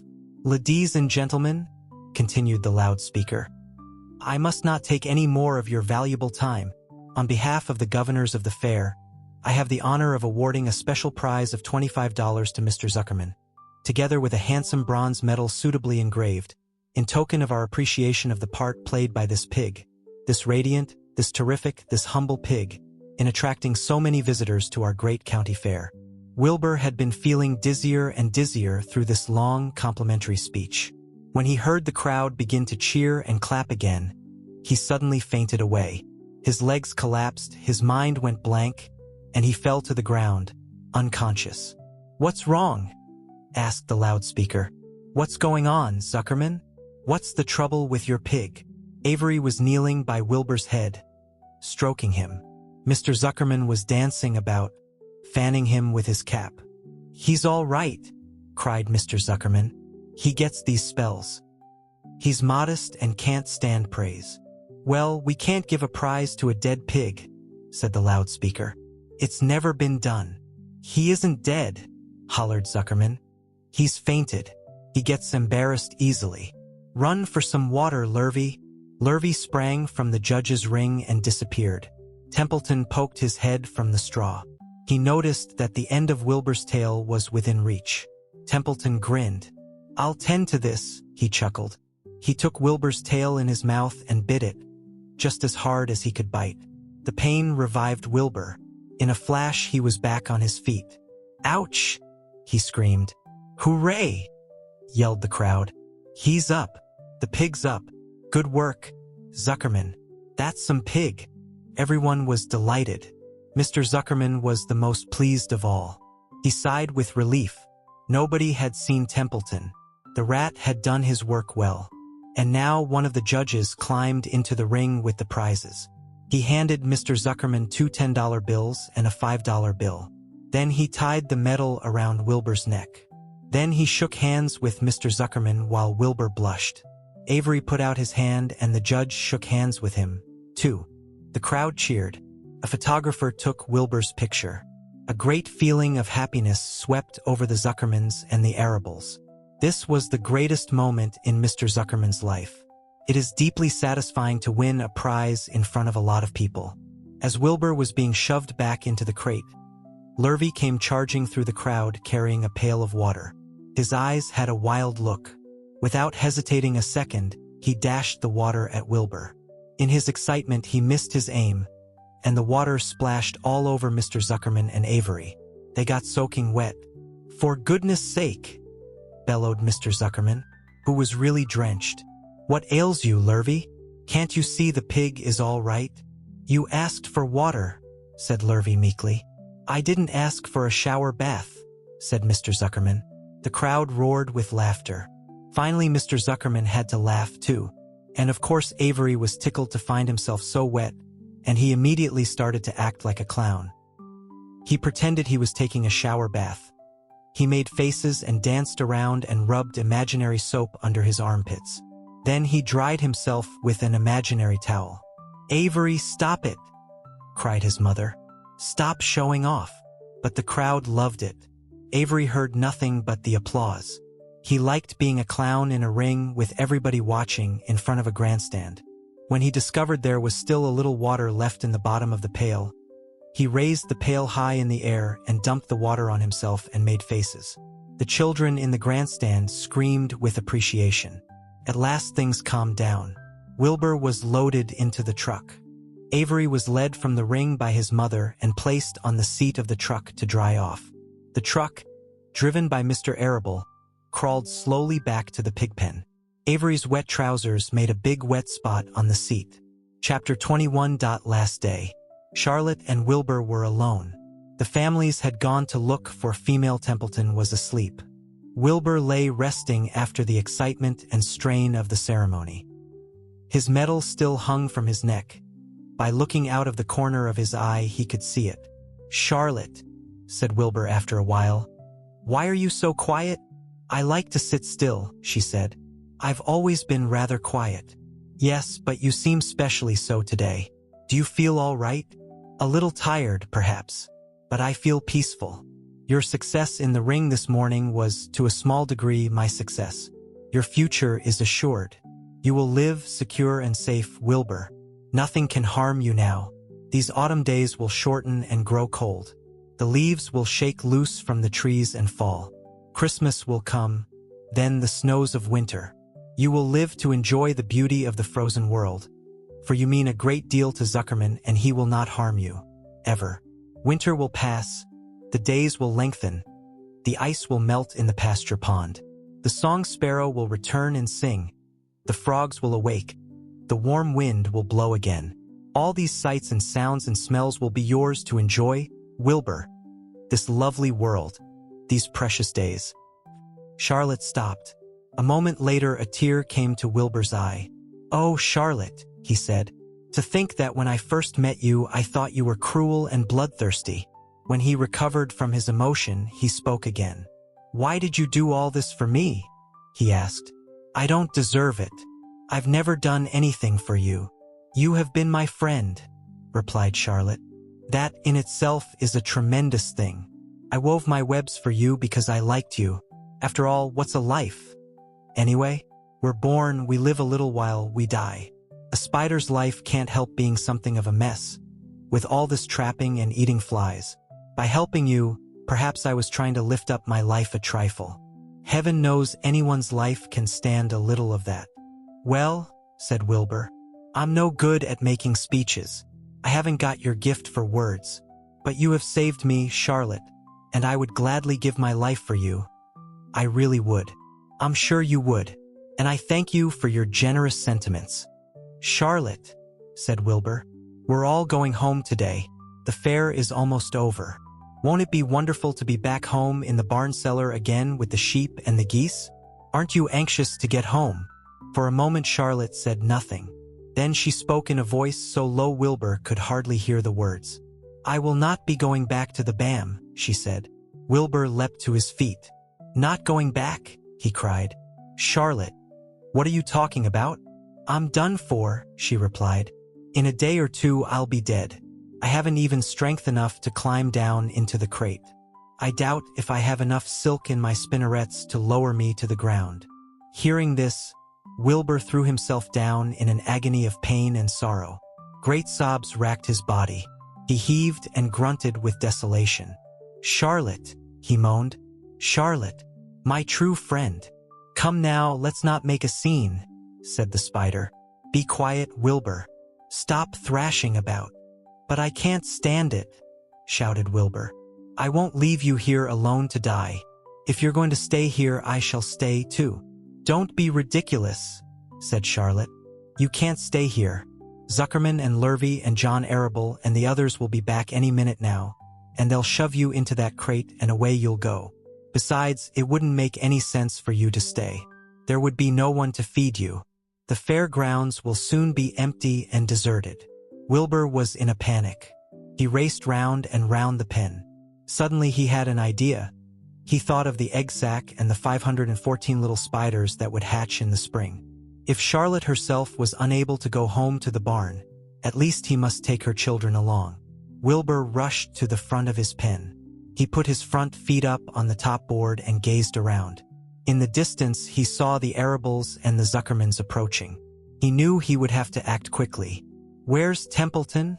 he demanded. "He's in that corner, under the straw, asleep," said Charlotte. Wilbur rushed over, pushed his strong snout under the rat, and tossed him into the air. "Templeton!" screamed Wilbur. "Pay attention." The rat, surprised out of a sound sleep, looked first dazed, then disgusted. "What kind of monkey shine is this?" he growled. "Can't a rat catch a wink of sleep without being rudely popped into the air?" "Listen to me," cried Wilbur. "Charlotte is very ill. She has only a short time to live. She cannot accompany us home because of her condition. Therefore, it is absolutely necessary that I take her egg sack with me. I can't reach it and I can't climb. You are the only one that can get it. There's not a second to be lost. The people are coming. They'll be here in no time. Please, please, please, Templeton, climb up and get the egg sack." The rat yawned. He straightened his whiskers. Then he looked up at the egg sack. "So," he said in disgust, "so it's old Templeton to the rescue again, is it? Templeton do this, Templeton do that. Templeton, please run down to the dump and get me a magazine clipping. Templeton, please lend me a piece of string so I can spin a web." "Oh, hurry," said Wilbur. "Hurry up, Templeton." But the rat was in no hurry. He began imitating Wilbur's voice. "So it's hurry up, Templeton, is it?" he said. "Ho ho. And what thanks do I ever get for these services, I would like to know? Never a kind word for old Templeton, only abuse and wisecracks and side remarks. Never a kind word for a rat." "Templeton," said Wilbur in desperation, "if you don't stop talking and get busy, all will be lost, and I will die of a broken heart. Please climb up." Templeton lay back in the straw. Lazily, he placed his forepaws behind his head and crossed his knees in an attitude of complete relaxation. "Die of a broken heart," he mimicked. "How touching. My. I notice that it's always me you come to when in trouble. But I've never heard of anyone's heart breaking on my account. Oh no. Who cares anything about old Templeton?" "Get up," screamed Wilbur. "Stop acting like a spoiled child." Templeton grinned and lay still. "Who made trip after trip to the dump?" he asked. "Why, it was old Templeton, who saved Charlotte's life by scaring that Arable boy away with a rotten goose egg. Bless my soul, I believe it was old Templeton, who bit your tail and got you back on your feet this morning after you had fainted in front of the crowd. Old Templeton. Has it ever occurred to you that I'm sick of running errands and doing favors? What do you think I am, anyway? A rat of all work." Wilbur was desperate. The people were coming, and the rat was failing him. Suddenly, he remembered Templeton's fondness for food. "Templeton," he said, "I will make you a solemn promise. Get Charlotte's egg sack for me, and from now on I will let you eat first, when Lurvy slops me. I will let you have your choice of everything in the trough, and I won't touch a thing until you're through." The rat sat up. "You mean that?" he said. "I promise. I cross my heart." "All right, it's a deal," said the rat. He walked to planing. He pulled himself slowly to the ceiling. He crept along till he reached the egg sack. Charlotte moved aside for him. She was dying, but she still had strength enough to move a little. Then Templeton bared his young, ugly teeth and began snipping the threads that fastened the sack to the ceiling. Wilbur watched from below. "Use extreme care," he said. "I don't want a single one of those eggs harmed." "Thith tough sticks in my mouth," complained the rat. "It's worse than caramel candy." But Templeton worked away at the job and managed to cut the sack adrift and carry it to the ground, where he dropped it in front of Wilbur. Wilbur heaved a great sigh of relief. "Thank you, Templeton," he said. "I will never forget this as long as I live." "Neither will I," said the rat, picking his teeth. "I feel as though I'd eaten a spool of thread." "Well, home we go." Templeton crept into the crate and buried himself in the straw. He got out of sight just in time. Lurvy and John Arable and Mr. Zuckerman came along at that moment, followed by Mrs. Arable and Mrs. Zuckerman and Avery and Fern. Wilbur had already decided how he would carry the egg sack. There was only one way possible. He carefully took the little bundle in his mouth and held it there on top of his tongue. He remembered what Charlotte had told him, that the sack was waterproof and strong, felt funny on his tongue and made him drool a bit. And of course he couldn't say anything. But as he was being shoved into the crate, he looked up at Charlotte and gave her a wink. She knew he was saying goodbye in the only way he could, and she knew her children were safe. "Goodbye," she whispered. Then she summoned all her strength and waved one of her front legs at him. She never moved again. Next day, as the Ferris wheel was being taken apart and the racehorses were being loaded into vans and the entertainers were packing up their belongings and driving away in their trailers, Charlotte died. The fairgrounds were soon deserted. The sheds and buildings were empty and forlorn. The infield was littered with bottles and trash. Nobody of the hundreds of people that had visited the fair knew that a gray spider had played the most important part of all. No one was with her when she died. Chapter 22. A W-arm wind.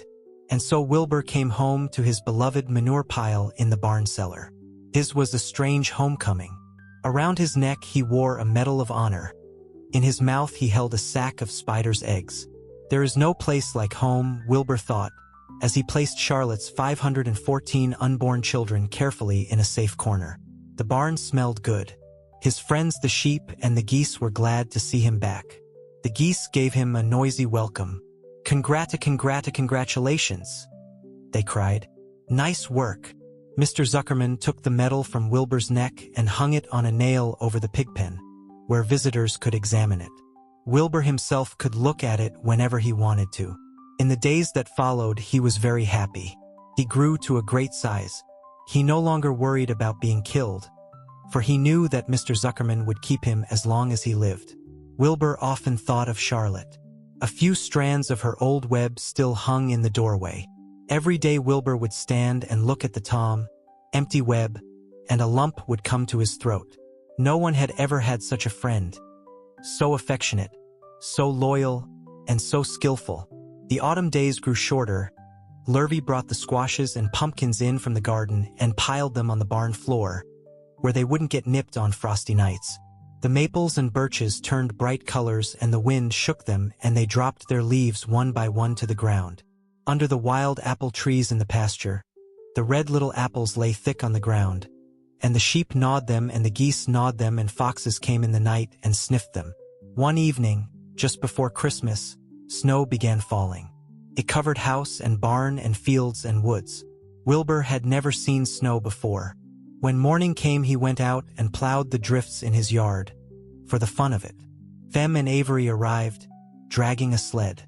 They coasted down the lane and out onto the frozen pond in the pasture.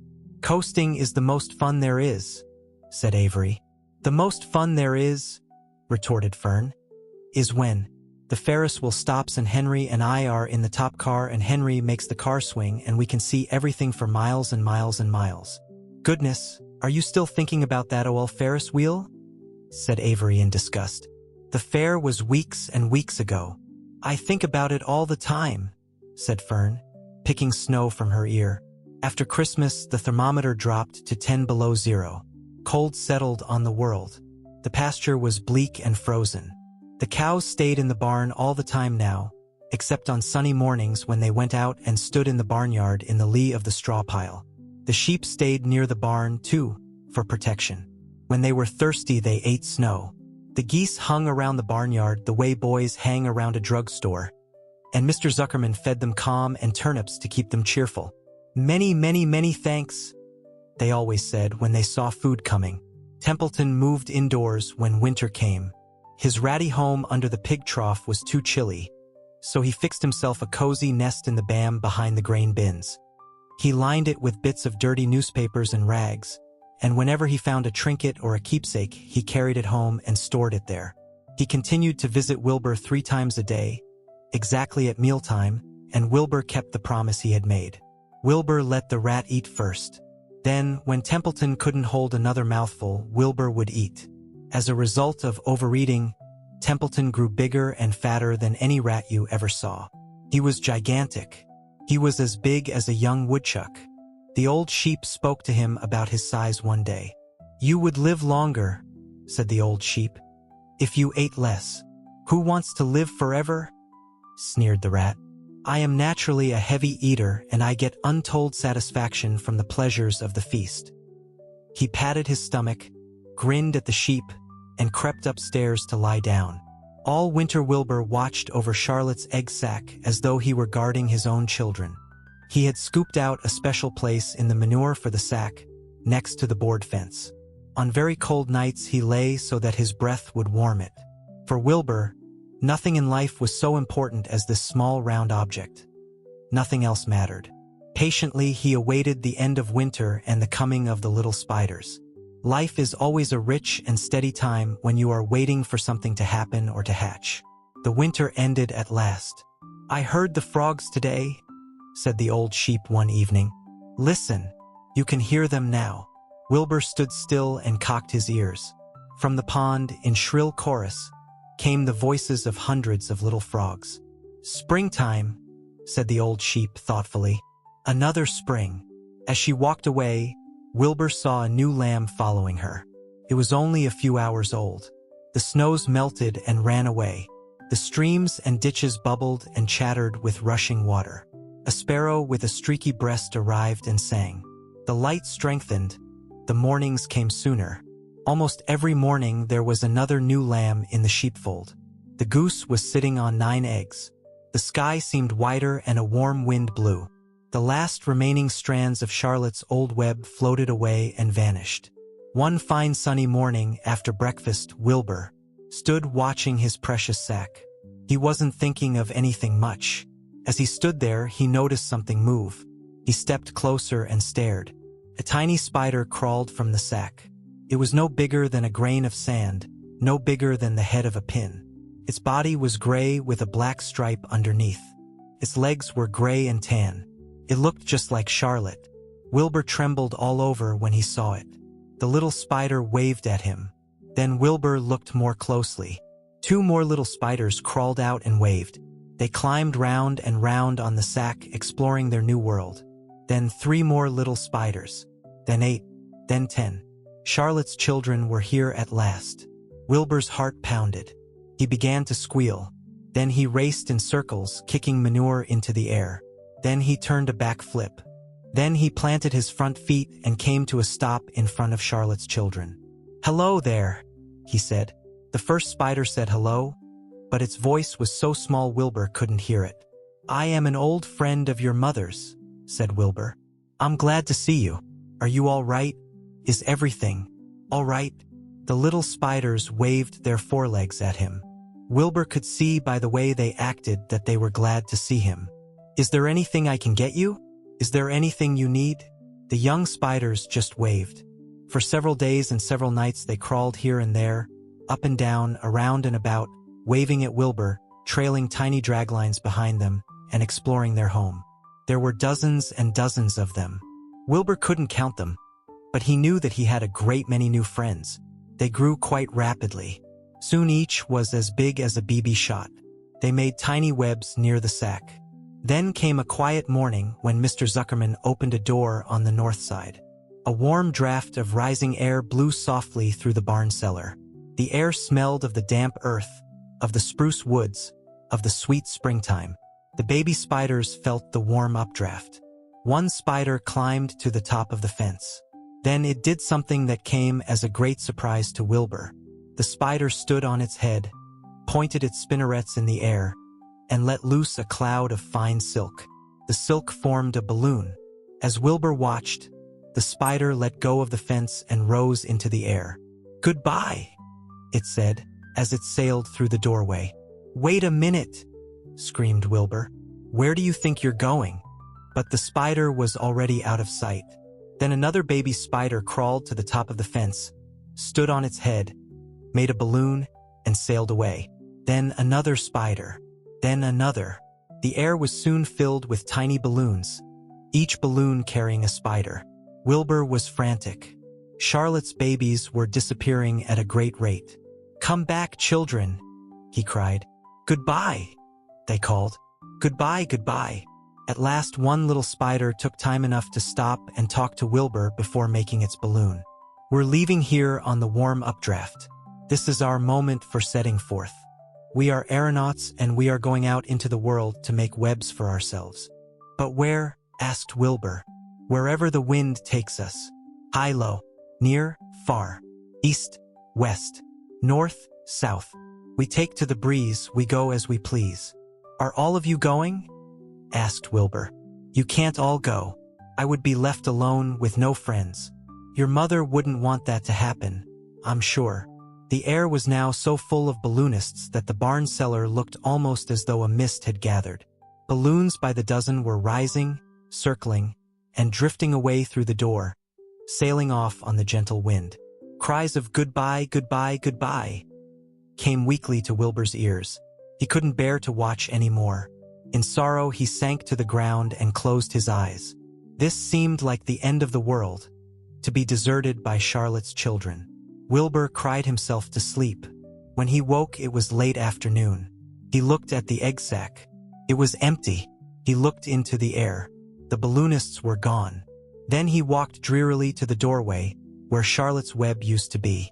He was standing there, thinking of her, when he heard a small voice. "Salutations," it said. "I'm up here."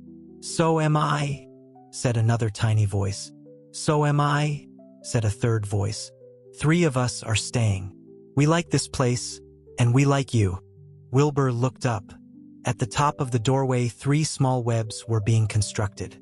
On each web, working busily, was one of Charlotte's daughters. "Can I take this to mean," asked Wilbur, "that you have definitely decided to live here in the BAM cellar, and that I am going to have 3 friends?" "You can indeed," said the spiders. "What are your names, please?" asked Wilbur, trembling with joy. "I'll tell you my name," replied the first little spider. "If you'll tell me why you are trembling." "I'm trembling with joy," said Wilbur.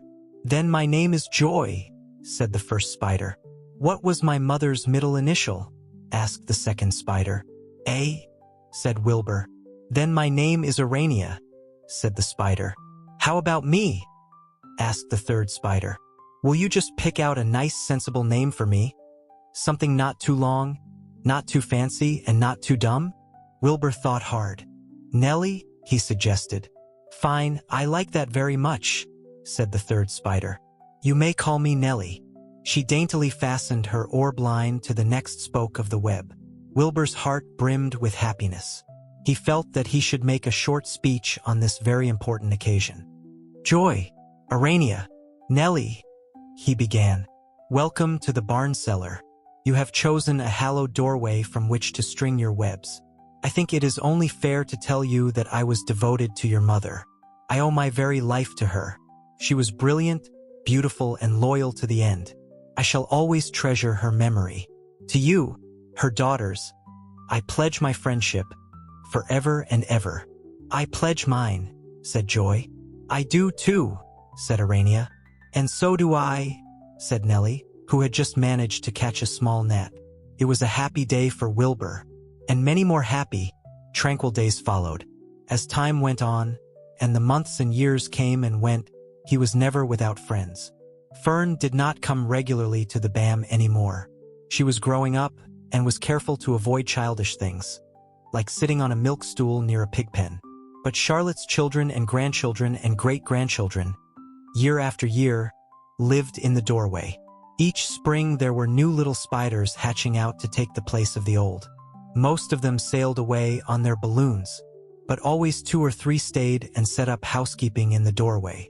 Mr. Zuckerman took fine care of Wilbur all the rest of his days, and the pig was often visited by friends and admirers, for nobody ever forgot the year of his triumph and the miracle of the web.